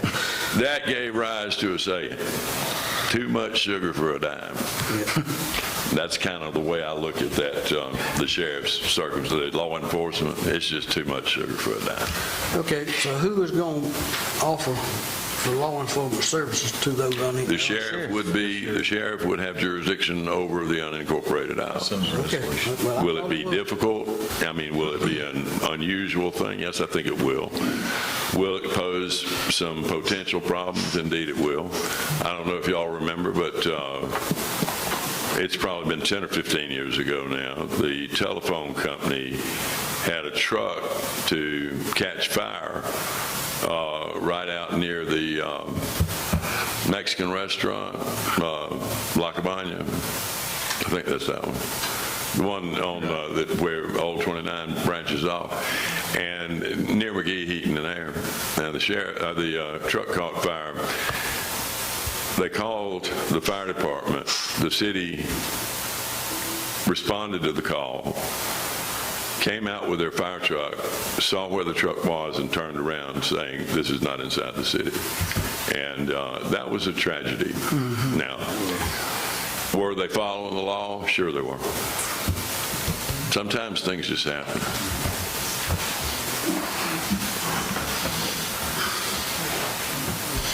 So, yeah. Yes, sir, I believe it is.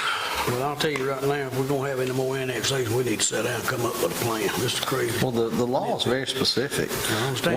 Once the city gets an annexation application, they have 5 days to notify us, and it's supposed to be via certified mail. Then we have 30 days to object. And that's the process of where we're at in this process. Our 30 days ends at the end of this week. So, Walter, does this need to be tabled? Didn't you say that you needed more time? Well, if we tabled it, we run out of time. It's unopposed then. Well, it sounds like there's some things that need to be really looked at. Well, I think what you're going to have to do is object to it and just go ahead and enter into arbitration or ask for an extension of time from the city. I think the most compelling argument right now is, I mean, if the plan changed, even if it was a minor change, that troubles me, because that you've not had a full 30 days to analyze that plan. Now, a lot of the things are the same. Right now, I still don't know exactly what the new plan says, and it may be very, very similar to what was there. But that is something I am concerned about. There again, I do believe that the Howell could seek to enjoin the city from proceeding regardless of what y'all do.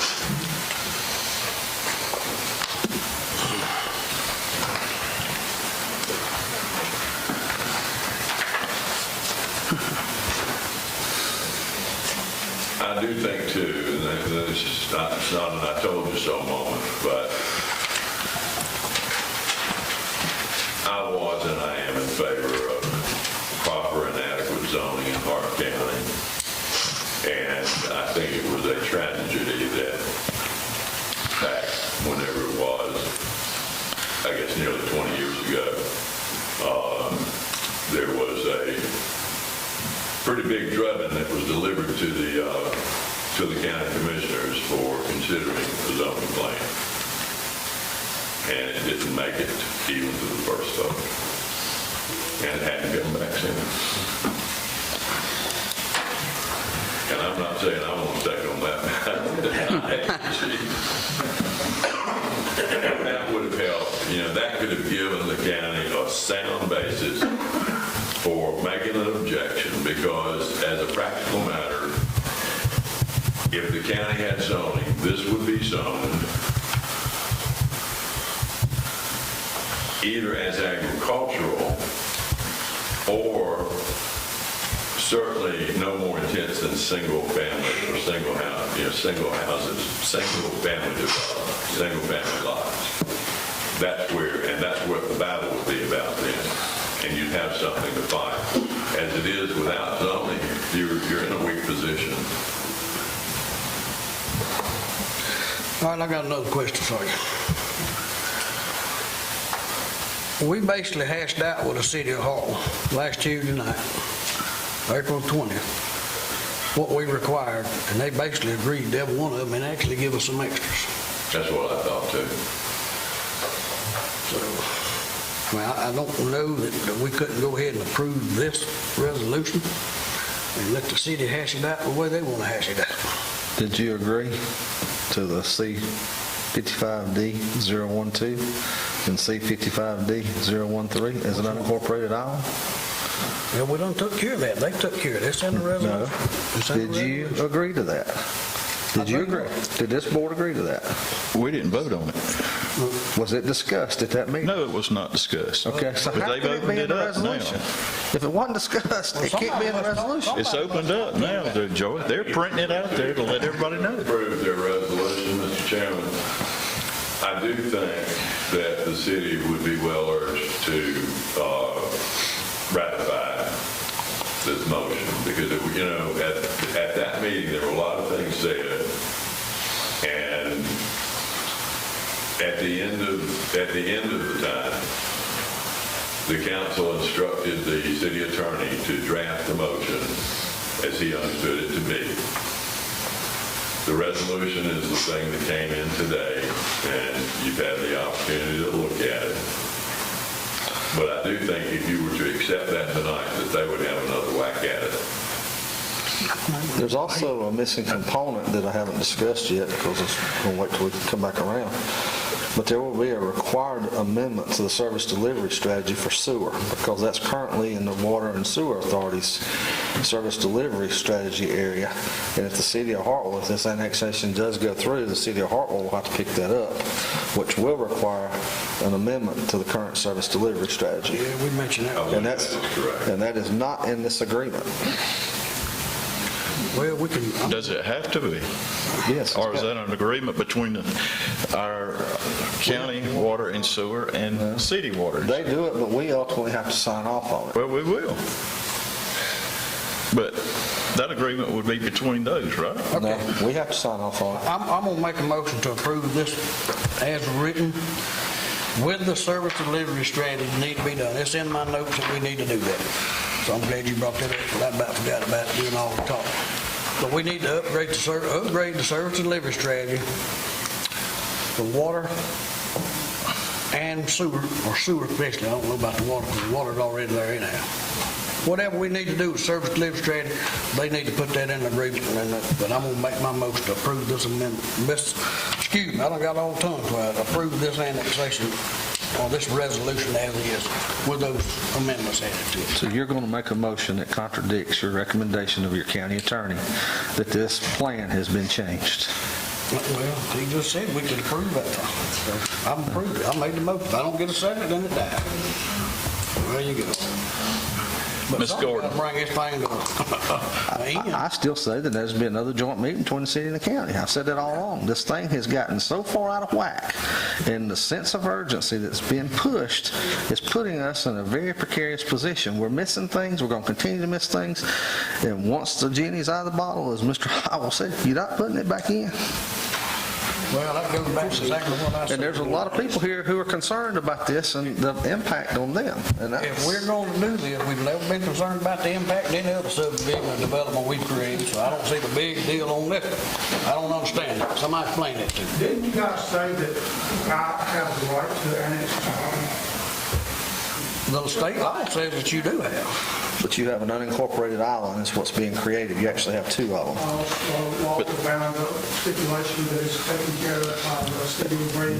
There's still an unincorporated island. There's two of them. It's covered. That's your opinion. That was Walter's opinion. The city found out.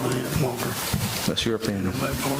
Well, my opinion, your opinion, I'm Okay, all right, that's good. Mr. Gordon, I was just going to ask you, what effect does that have on the county if the plan changed, if the, subdivision changed? What effect does that have on us as far as annexation? I don't see that it has any effect. Okay. No, that's not what you just said, Walter. No. You said that if Just a fairness, I think it should extend the time that you have. Exactly, and I think that's what needs to happen. Well, if it ain't no effect on us, it don't really matter. You got a motion to adopt their resolution with the service delivery. I have a second. I second that motion. All right, we got a motion and a second. Any other discussion? All in favor? All opposed? Okay. It's 3-2 vote.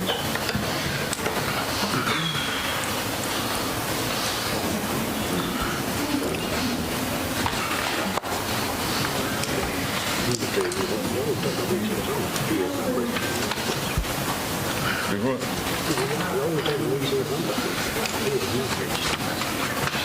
All right, where are we at? Animal control. Yeah. See, All right, let's move on to animal control. Ordinance amendment, I don't think we had any, we're going to take any action tonight, but if there's any people here that want to speak on that, you're welcome to. Proclamation time too. When you live in. That's in new business. Okay, I got you.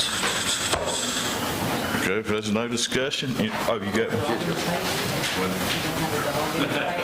See, Scott. you get a copy of The animal control ordinance? Or is this the new one or the old one? Okay. No, I don't have that. Hi, gentlemen. Thank you for allowing me to come up here. Order.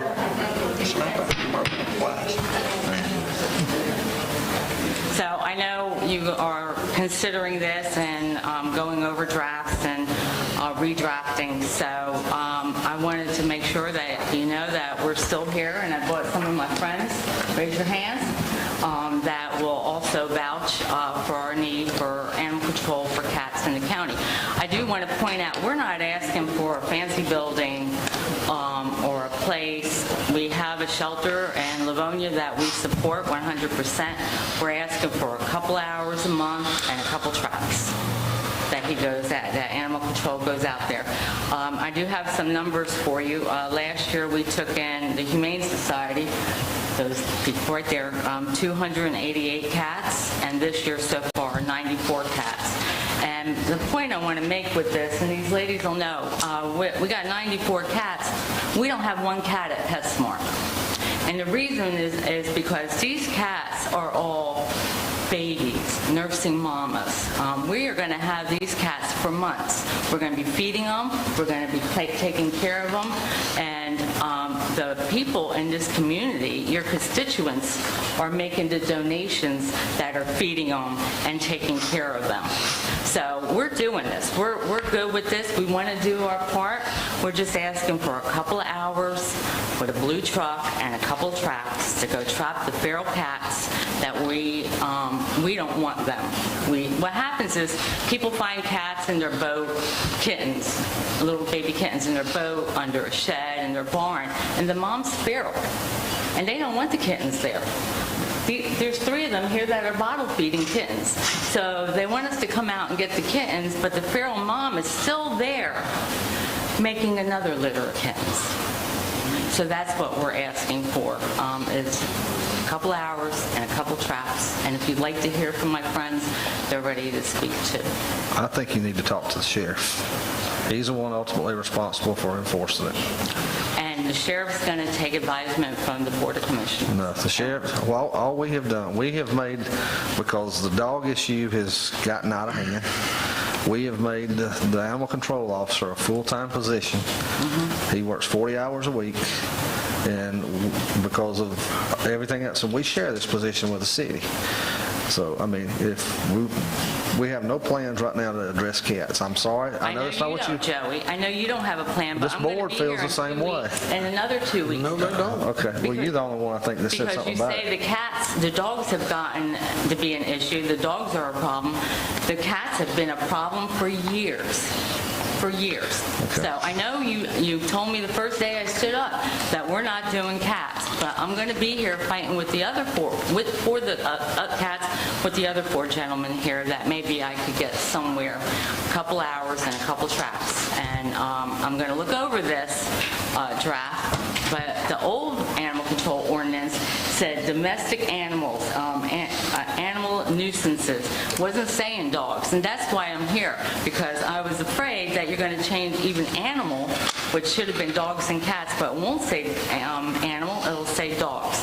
Dogs are a problem, cats are more of a problem. So, anybody want to say anything? We have somebody here. Can she come up? I got a question while you're here. Does the animal control officer pick up cats inside the city limits? He picks up cats in the city limits when he's called. So, and it would be the same thing in the county. He does. Northeast Georgia Animal Shelter took in 424 cats from Hart County last year. He's at Walmart. And I know, Drew has the code to get into our building. So if he traps a cat in the city and the shelter's closed, because they have a holding facility. The city has a holding facility they share with the county for dogs. But there is no place to keep cats until the shelter opens up the next day. He'll bring those cats in, and we will keep them safe until the next day when he could get them to the shelter. We work very closely with Animal Control and with Northeast Georgia Animal Shelter. What was the question? You want to know if I got puppies to barbecue when I get home. So, what was He asked you. the city that has animal control, the same person that share with the county, Drew, traps cats and dogs in the city limits. If he can do it in the city, I don't see why he can't do it in the county. Just a couple hours. I think people are thinking this is going to be some big project, and he's going to be running every day. Donna, Yes, sorry. sir. He works for the sheriff. If the sheriff wants to go and do it, he can go and do it. There's already stuff on the books now, for state law. That's all we're incorporating in here, is to make it clearer for the dog problems we got, because there's like a vicious dog, a dangerous dog, declaring these dogs, whichever way. There's a certificate of insurance required, but the sheriff is ultimately who this guy works for. And whatever the sheriff does with it, that's his business. It's not this board's business. We've made this guy full-time. So he's at his disposal full-time, and he takes direction from the sheriff, not this board. So does this new draft, does it have feral cats in it? It mentions cats. Cattery. Cattery is mentioned in it. What's the cattery? What's the Oh, you ought to know. I mean, that's where the Oh, yeah, we're the cattery. You are the cattery. We went up, so You are the cattery.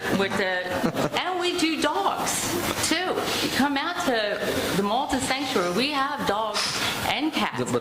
You could adopt out dogs every day, you could adopt out kittens every day, but you can't do anything with a feral cat that's going to bite somebody.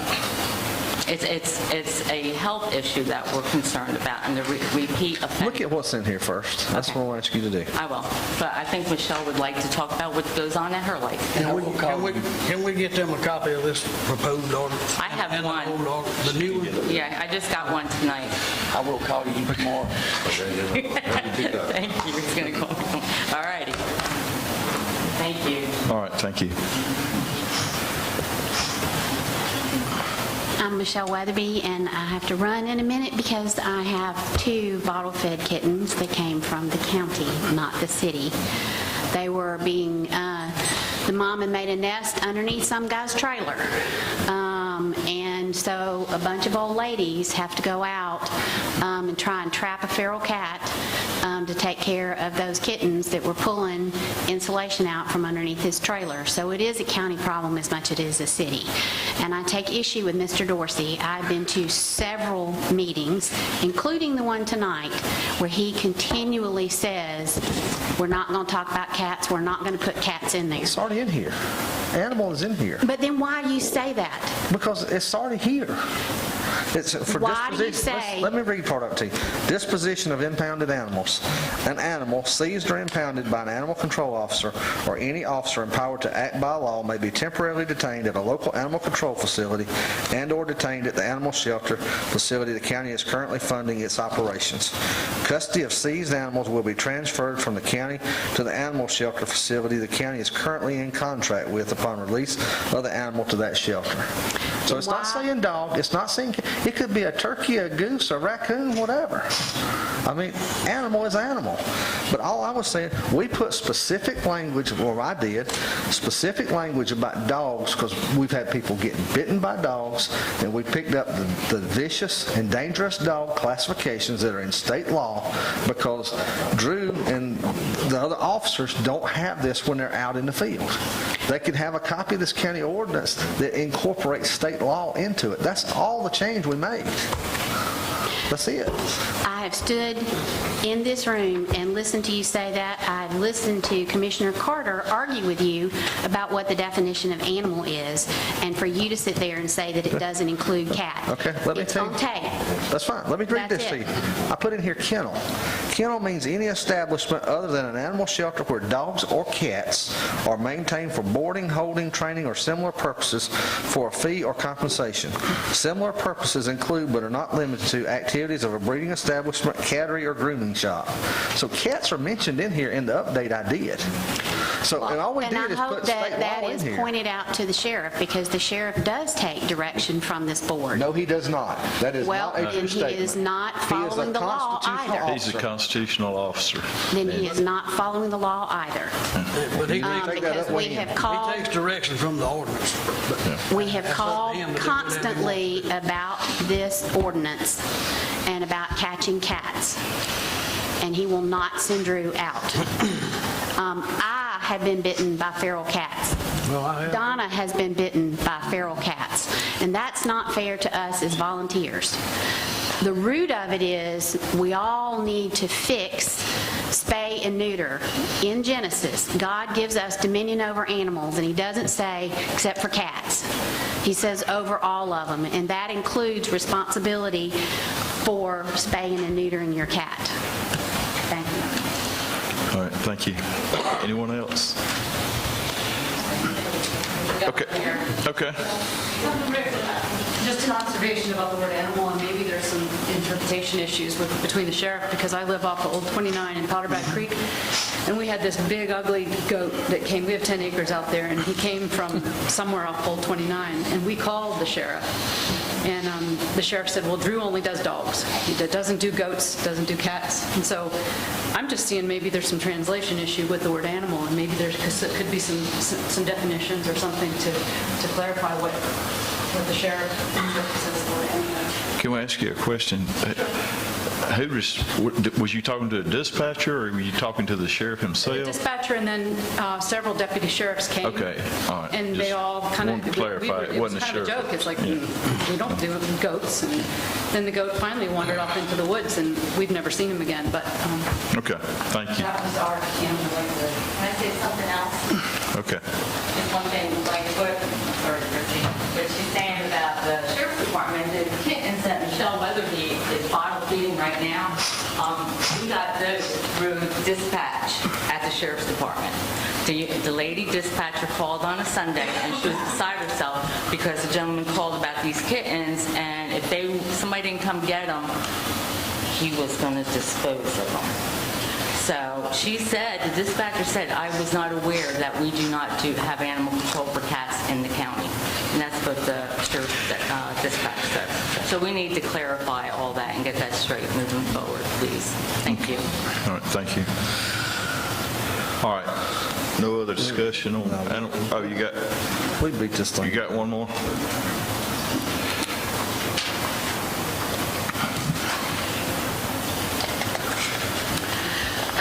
I volunteer at the Humane Society, Robert Malden Sanctuary, right on 51, excuse me.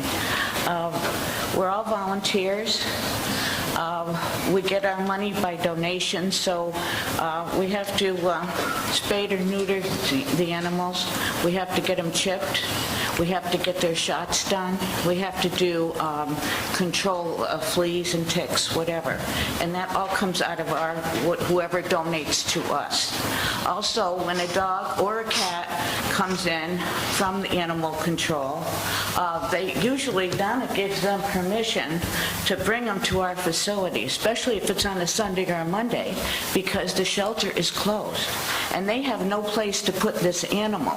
So they call our sanctuary, and Donna lets them bring the dogs or the cats to our facility. We don't know anything about the animal. A lot of times they're feral, or the dogs we don't know if they've had rabies. We don't know if they have any shots. So we really do take a chance on all of that. It puts us all at risk. And of course, the shelter is a kill shelter. So, whoever goes up there, you don't know if they're going to keep them. That's how we get a lot of our animals. So we just need a lot of help, that's all. And the cats are always a problem. They have litter after litter after litter. And some of them are like 9 months old, these mothers. It's really sad. So we do the best we can to take care of them. Okay, thank you. All right, we'll move on now to... I got something I want to say. They said they had 288 cats last year that was brought into the animal shelter. That not include... Society took care of 288 we did last year. Okay, 288. The Northeast Georgia Animal Shelter had 424 this year. Well, that's what my number... We got 94. The point I'm trying to make, if you got 288 cats out there, half of them male, half of them female, that's 144 cats that's going to breed with each other. And then you're going to have, if you have 5 kittens each, you're going to have 720.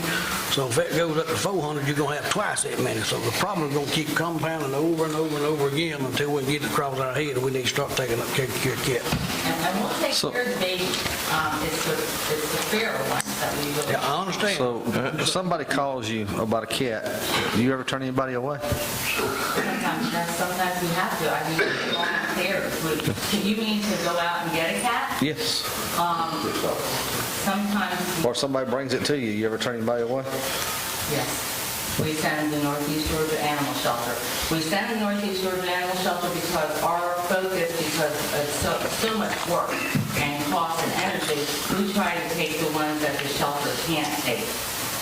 If they're under 8 weeks, the shelter could adopt out a kitten at 8 weeks of age, but it's certificate. Our kittens can't go anywhere until they are 3 pounds, because the vets won't fix them until they're 3 pounds, and we don't adopt out anything until they're 3 pounds. So how long does it take a kitten to get from 5 days old to 3 pounds? You're looking at 3 going on 4 months, and it's a lot of the community puts a lot of money into taking the vet bills for those cats. But yeah, if they can go to Negus, we send them to Negus and we take it on ones that Negus can't. Yeah. And we do have a really strong spay-neuter program. We're doing $20 for cats. $20. And people do have the option if they wanted to do TNR. But it's just something, that's our mission, is to try to prevent them from being born in the first place. All right. All right, let me know if you have any questions. We'll work this over. Thank you. Thank you. Yes, sir. Marshall, one last point on that animal business. We do charge a fee for dog tag, don't we, in Hart County? No. No? Okay. No further. They have to have a rabies tag by state law. All right. Okay. I just wanted to respond because we were dogs and not cats. Next, under old business is item D, bid recreational football and cheerleader uniforms. I'll make a motion, we put that for bid. Okay, you got a motion, second. Call for a vote. All in favor? Who's second, Ricky? Ricky second. Next on the agenda is Franklin Hart Airport Authority appointments, and we've got 2 to appoint tonight. I'll make a motion, we appoint Eddie Addison and Mark Brown to the Airport Authority. Okay, we got a motion for Eddie Addison and Mark Brown. And do I get I'll second that. Do we have any discussion? Clarification. Are you going to appoint for the finish of this term and the next term, since they both run out within a month or 2 here? Now, Brown, Mark's already there. Right. His will be a new term, but Eddie's is to fulfill an existing term for the next couple of months and then to the next term. Right. That's fine. Yeah. Okay, we got a motion. Second. All right, all in favor? All right. So moved. All right, next on the agenda is advertise for Board of Assessor open position. I'll make a motion, we put that out for advertisement. Second. All right, got a motion by Commissioner Dorsey, second from Commissioner Teasley. Any discussion? All in favor? 5-0 vote.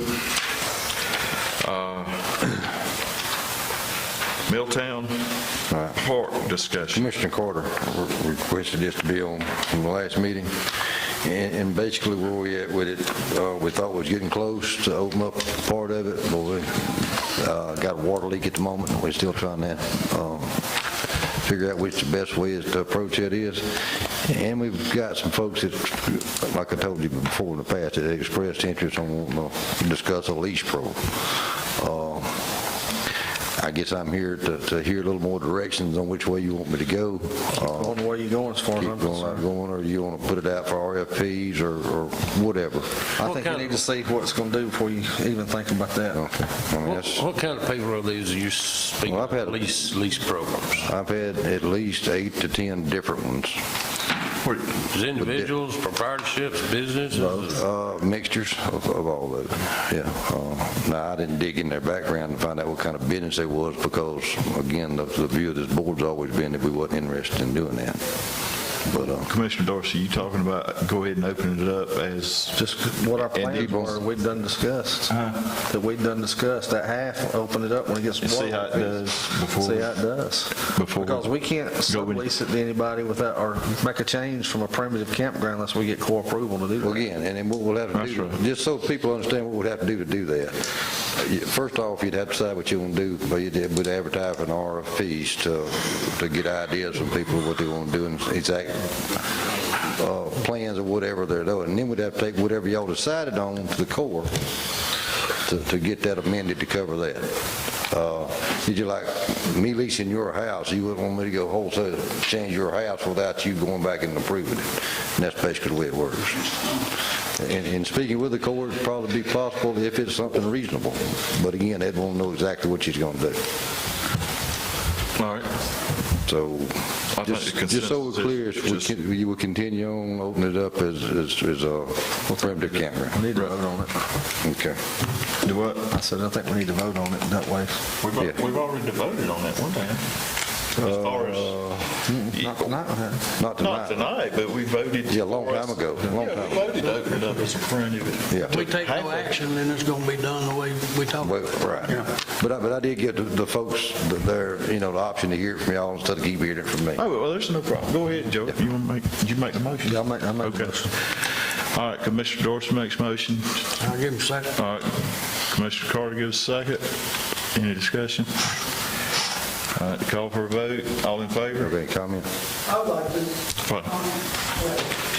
Does this have to do with the park? It does. Okay. Got you around the corner, haven't you? Put you in the corner and tie you up a rope. So my name is Brian Griggs, and I'm here with Chris and Debbie Fitzpatrick, and we camp a lot, and so them more than I do. And there's just not enough places. Every place is booked around here. And all we're trying to do is ask for the board to hear a proposal from us on what we would like to do. And between hospitality taxes, sales taxes, and that such, we can turn something that's costing the county money to maintain into a profit center for the county. And so all I'm asking is for the right, or the ability to give you guys a proposal. If we give you that right, we got to give everybody that right. I understand. If you got to, So we want to see what this is going to do first. And then we keep in mind, we've got a significant investment in Paynes Creek too. I understand. And as my opinion is, let's see what this thing does. And if it's sustainable and it pays for itself and it's utilized, I think this board's going to keep it. Okay. Because if you look at what's going on with Lakeside Campground, which has been privatized, they're $72 a night on weekends. That's one of the reasons why we. And that's not going to happen if this board does that. Yeah. I mean, we're at 35 at Paynes Creek. Well, like I said, we're just trying to be able to propose something to you. So, Can I ask, what do you think that you're going to do with the primitive, like what, per night? We haven't discussed that at all yet. We haven't got that far yet. We're trying to get it cleaned up, the way I Just to get it understand, worked up. get it in operable condition, and then we'll, but What I've seen on primitive, just looking around over the state where you can find them at, is about $30 a night. I mean, we hadn't come to that decision, but what I've seen, they're hard to find around the state, but about $30 a night what they've been running in other places. If you go up to Forest Service campground, most time they 15, 20. Well, The Forest Service, U.S. Forest Service campground. they ain't listed on the internet, but I couldn't find it. Yeah, they are. I camp there. okay. But they 50. And another condition, we've got to leave it as a primitive campground until we have negotiations. Right, with- until we know what we're going to change it to, if we're going to change it. Yeah, okay.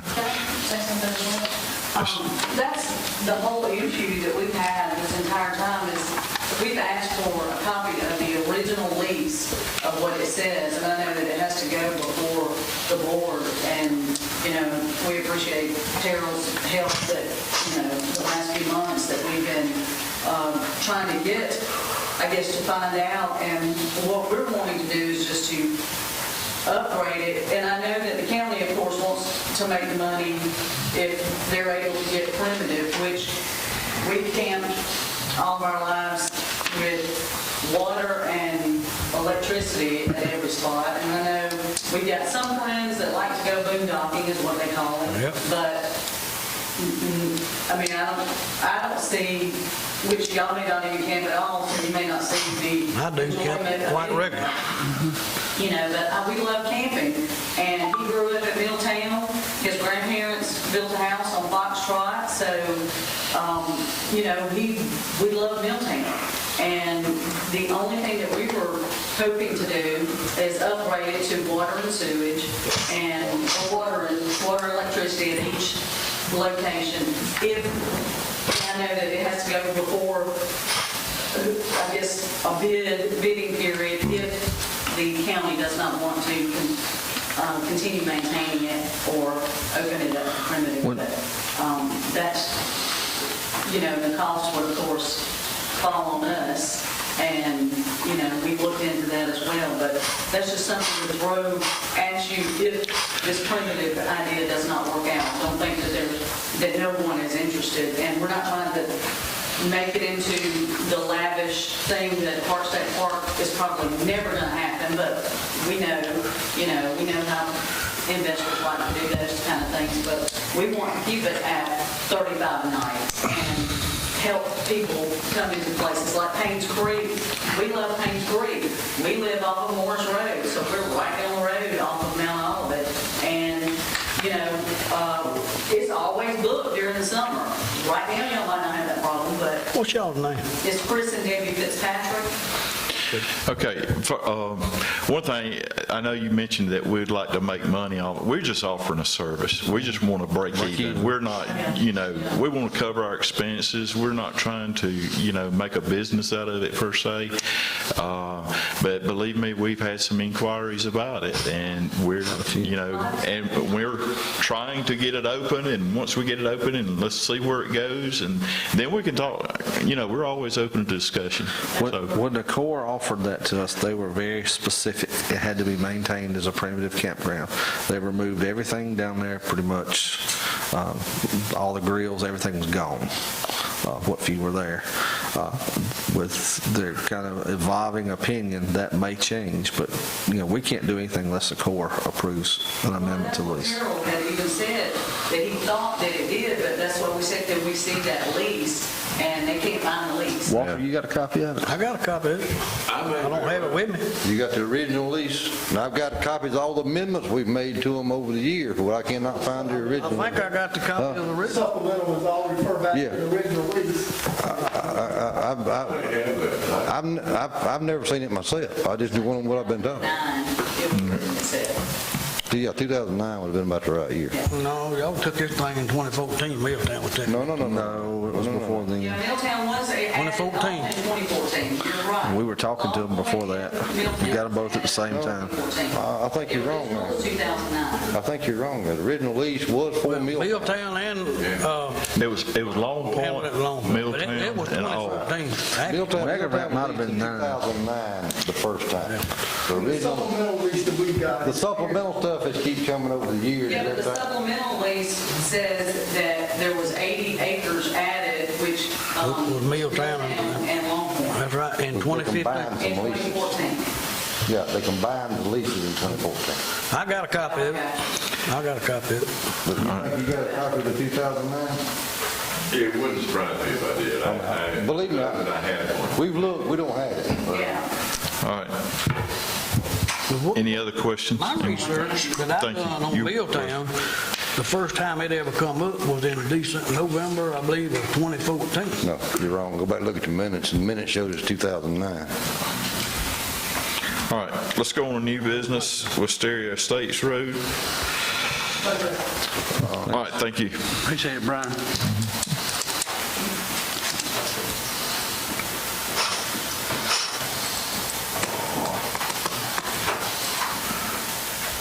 Basically, this is a private road over off of Old Mount Hebron Road. Back during the storms from last year, when we had the flooding, it took a pipe out right along in there. And I mean, we had all those people down in there that couldn't get in or out. So we declared a state of emergency long enough to go in there and repair that pipe enough to get them ingress and egress out of their homes. Commissioner Carter requested this to be on the agenda. The gentlemen, some of the residents are requesting us to do some more work down there that we just can't do on private property. That's just, I don't say the work don't need to be dressed up, don't need to be done, but legally we cannot do it on private property. So, Commissioner Carter, if you got whatever you got from that point there.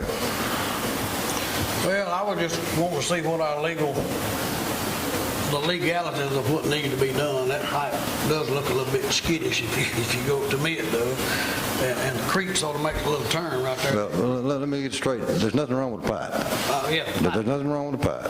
It's the banks eroding a little bit on each side of it because it makes a turn there. Just need to get right away.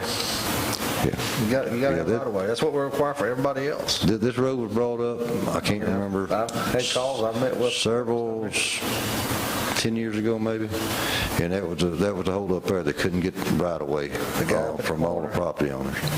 Okay. That being said, will this board look at adopting that road if they could get the right of way? It can go through the same procedures all adoptions can I go. don't think anybody has a problem with it. If it qualifies, you Yeah, get the 40 right foot of way. right away. And that, well, just so people know what that procedure is, we notify every property owner with saying that the road is being considered, been requested to be taken into the county. We require 40 foot, at minimum of 40 foot of right of way, and that's 20 foot from the center line, and they have to sign over a deed, a simple deed to that. I understand the process. I got it right. Well, I'm doing it for the public, just so they'd understand what we want. I appreciate that. But, Do y'all know what year that road was put in? offhand, I don't, Mr. Carter.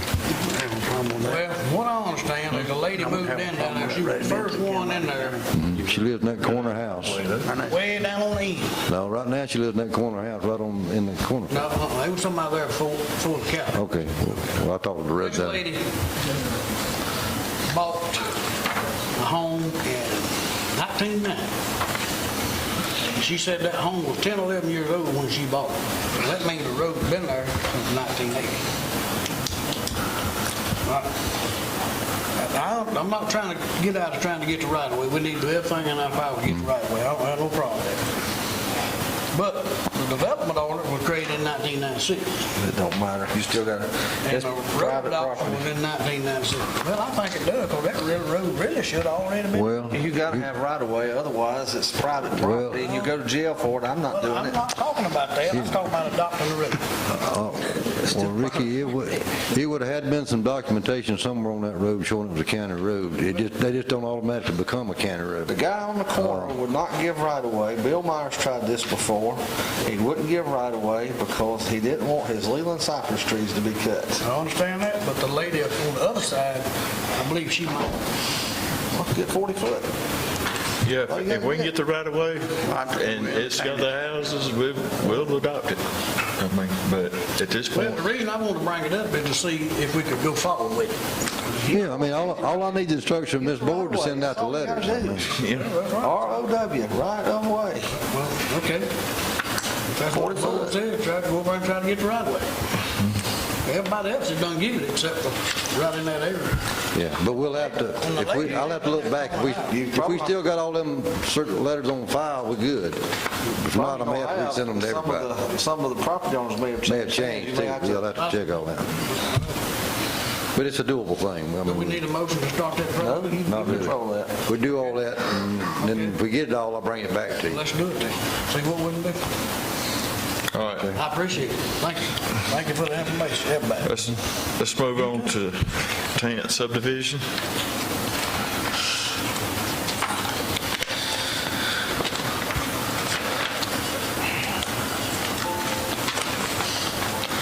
Why would we not have that in our packet? I think I did.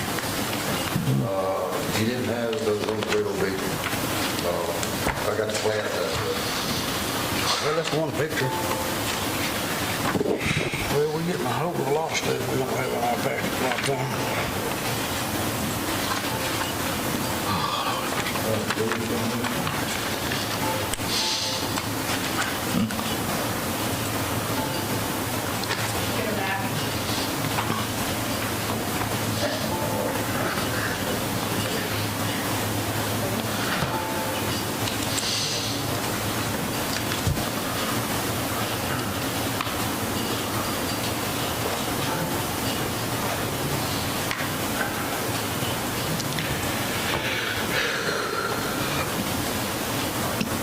What he's doing is cutting 3 lots off it, and I'll try to keep trying to get it up.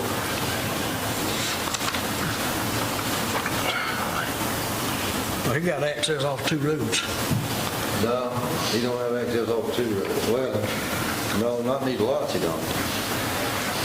Well, let's go to who one of them's at. What I'm looking at here, on Chandler's Fair Road and Weinberger. But he's splitting those lots off. Let me try to get that. Is it just 3 lots? 3 lots, that's all. Is he gonna have 60 foot of road frontage? Yeah, they give him 50 foot. They what? 50, they get, I thought you put it right away. They give enough. I'm talking about road frontage. He got 60 foot of road frontage with each lot? It does. Yeah, he got a big flat. Yeah, I got it. No, I want to see it. It's got my notes on it.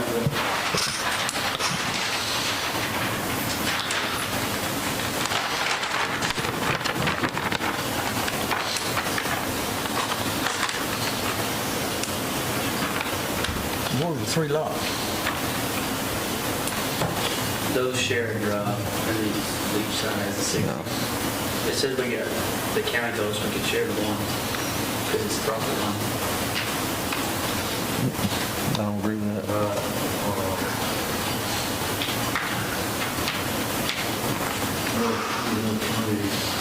No one's 36 feet.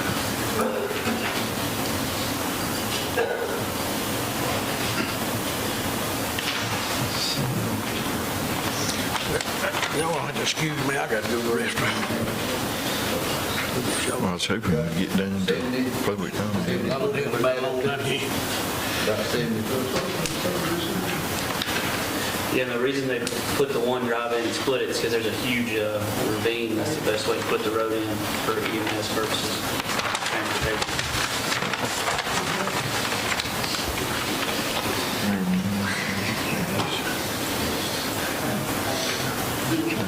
Problem is the driveway down the property line. That's going to be a dispute later on, I'm just going to tell you.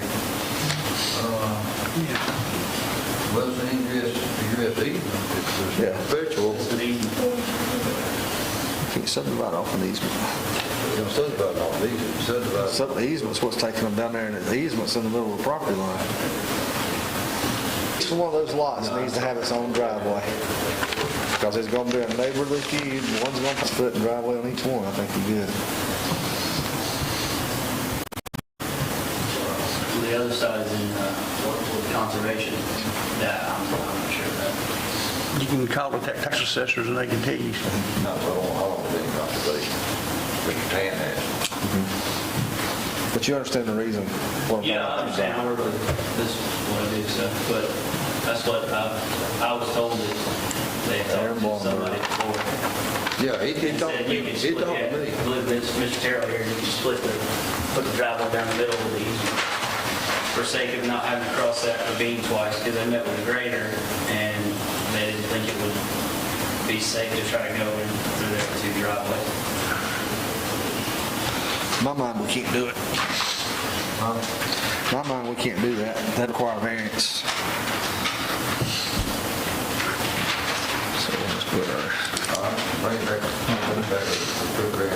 as long as you get the driveway on the 60-foot section, I don't think you got a problem. But the problem you got right now is the driveway is shared on two properties. There's Walter. You see the ordinance book right there? Huh? Ordinance book on the bottom, right there.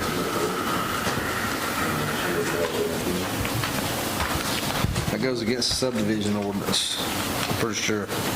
I think that, I don't have it here right in front of me, but the subdivision ordinance prohibits an easement serving more than two. Serve two lots. Yeah, it can serve two, but not more than two. But the driveway being shared between the two on the property line, that's going to be a problem. I think it says each lot has to have its own drive.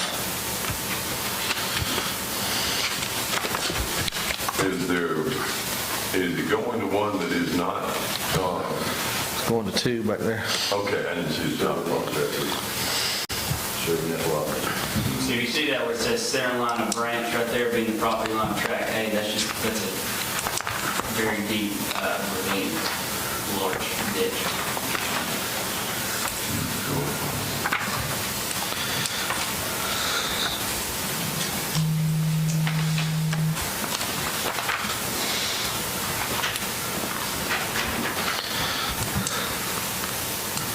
Could it be deferred for action and let me take a harder look at it? I'm not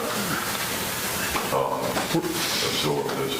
Where's the driveway for track A? Where's your access? Just coming off of Weinberger Road. Yeah, it would come straight on. Okay. What? They have frontage on both roads. Yeah. Both lots. I'm not sure that I see the problem. The problem is a shared driveway. It's not 60, the driveway's not, yeah, I'm pretty sure it's right. What's in here? What's that, 3? The column? I don't even see it in here. Land development standards, here we go. 45.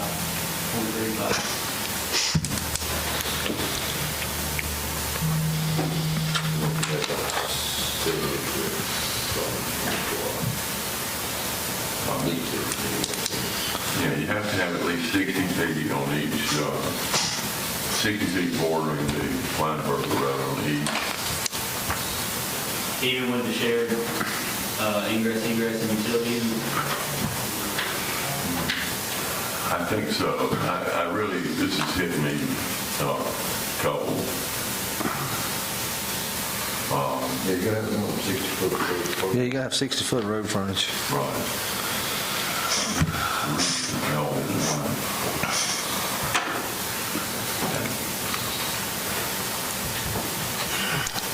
Is L1 22.7? No, it's 57.3, it's up at the top, or 53.7. Can you scroll that thing down where we see it? That's up at the very top, that's what I looked at too to start with.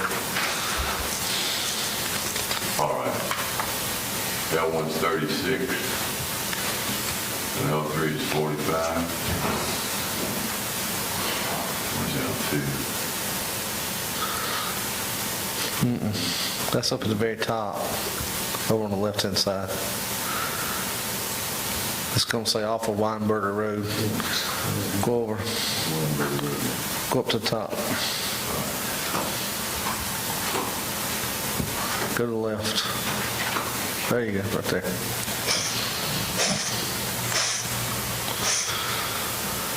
Okay, 60. L1 is 57. L3 is 53.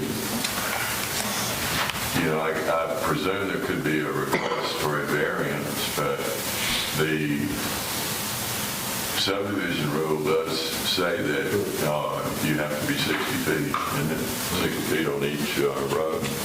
Yeah, when we were speaking about these, before they were ruling, everybody knew that too.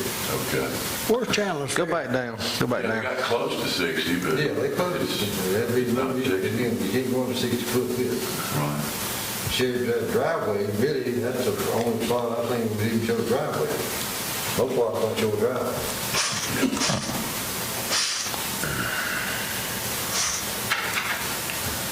Scroll down. But it has passed the health department and all the other problems.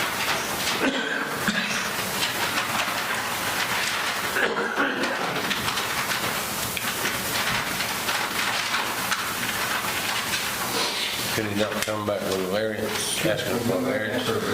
I don't think a variance is practical, I'm just saying, I mean, it's an option for him. because you're gonna have who's gonna be responsible for the drive? It's gonna be a private matter, but we'll eventually get involved in it.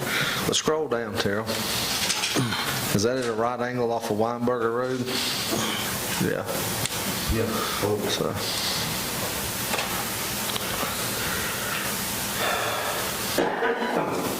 Could it be redrawn such that all, that each of them would be at least 60 feet? Why can't you put the driveway on each lot? I mean, could I would imagine we could fix it as long as Mr. Tam would let us redraw it. But the reason is for the shared driveway is just because of that spring head and creek and then that ravine as far as trying to safely and effectively put a driveway in. You not put it on the side? Yeah, couldn't you take a little bit off You can put it over there, but in the same sense, you're going to have to basically need it to end up in the same place because of that branch. And that's a long driveway to get way back in there too.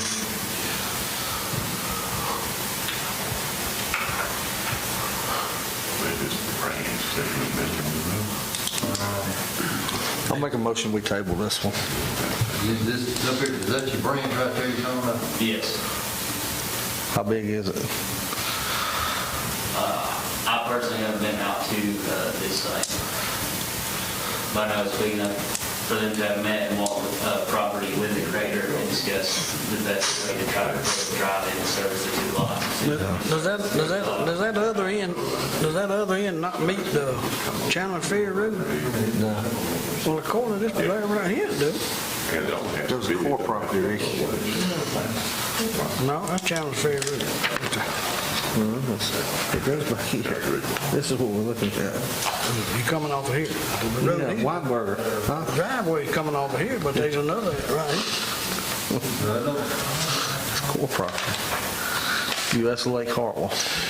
Well, I guess this thing right here does not correspond with that. No, it's back here. There's more property in here, like you said, it's in conservation. Yeah. All right, we got a motion to table it till we get more information. Well, I think it needs to come back with the driveways on each lot separately too. Okay. We got a second? I'll give you a second. All right, we got a second from Commissioner Carter. Any other discussion? All in favor? It's 5-0 vote. All right, proclamation of the therapy animal teams. I'd like to read it this time. There are thousands of pet partners therapy animal teams serving in the communities across the United States, and whereas Pet Partners has designated April 30th as National Therapy Animal Day, and whereas Pet Partners therapy animal teams in Hart County play an essential role in improving human health and well-being through the human-animal bond, and whereas Pet Partners therapy animal teams make millions of visits per year in settings such as hospital, nursing homes, schools, and hospice.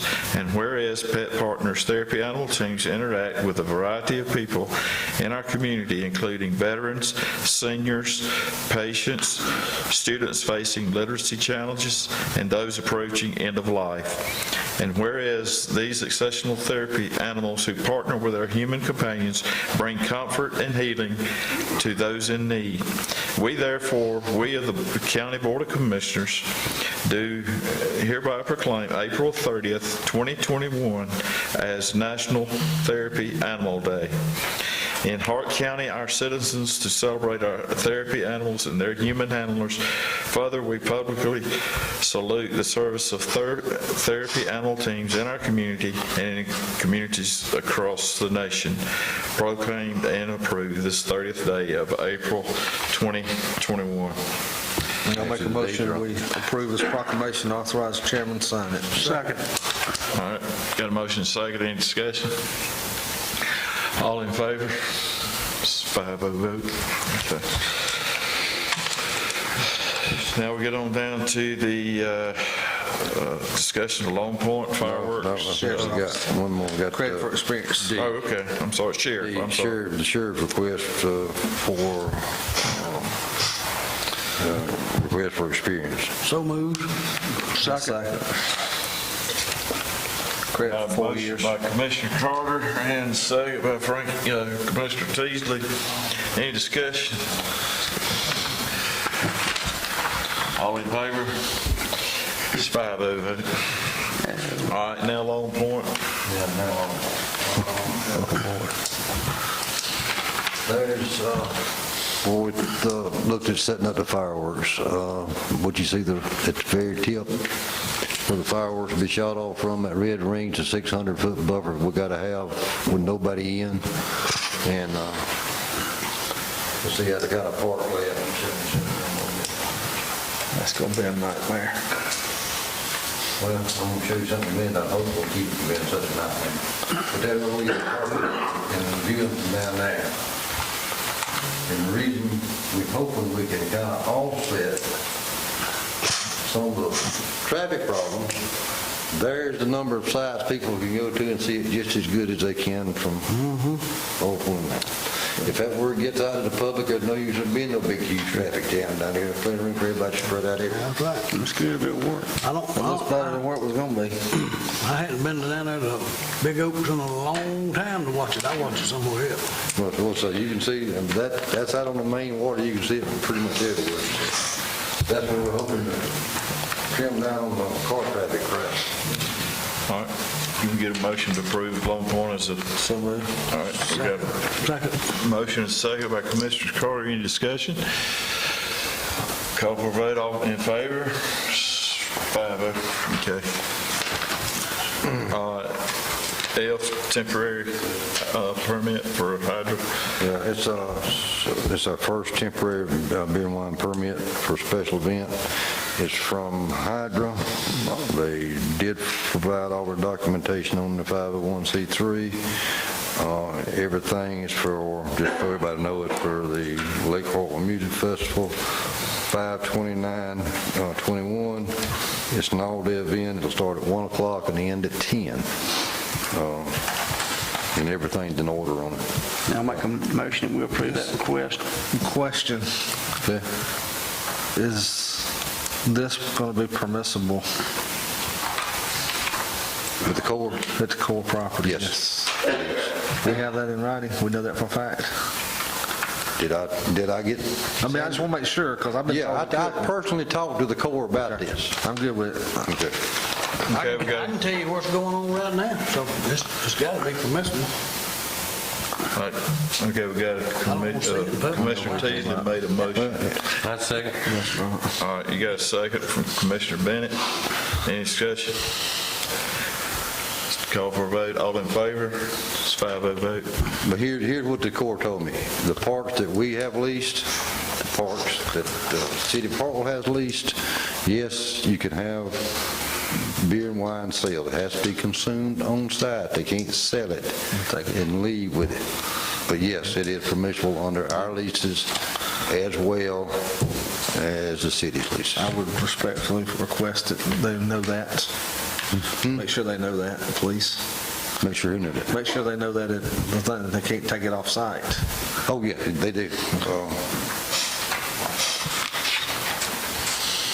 Yeah, nobody can take it off site through this permit. It's all for consumption on site. All right, next on the agenda is the L meeting.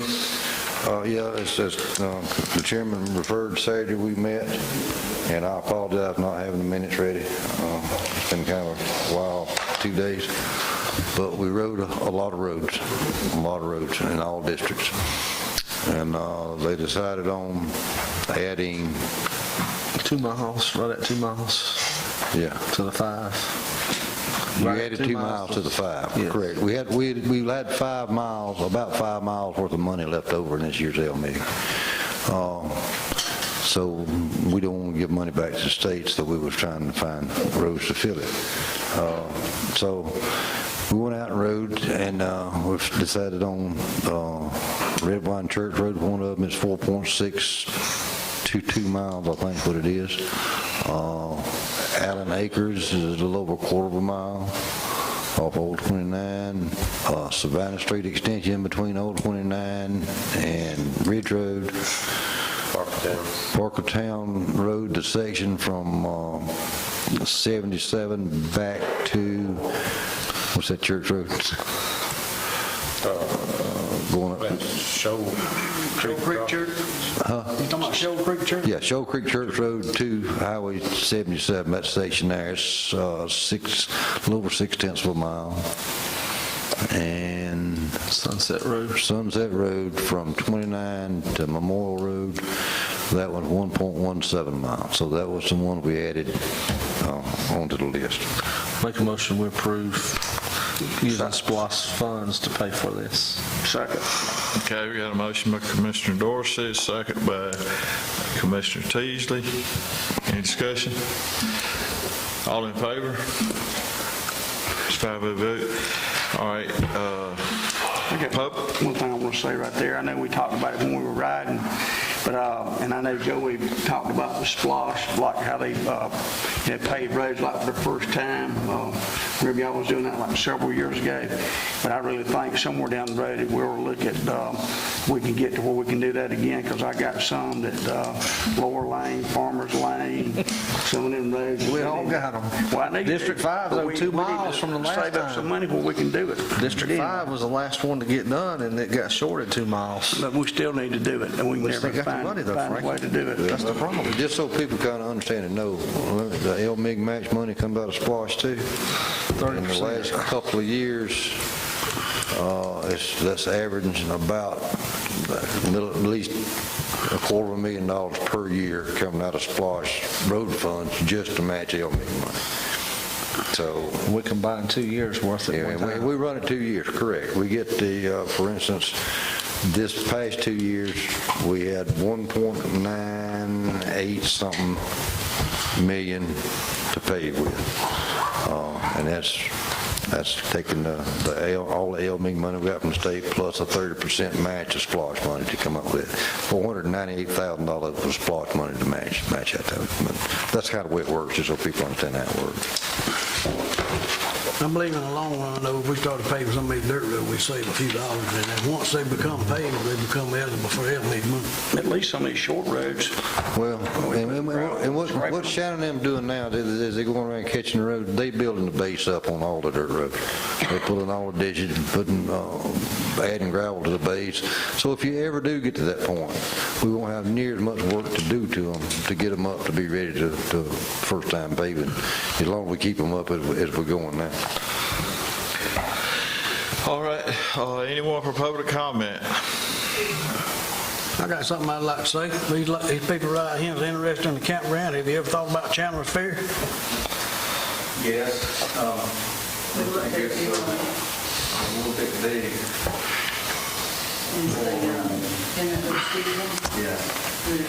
Yeah.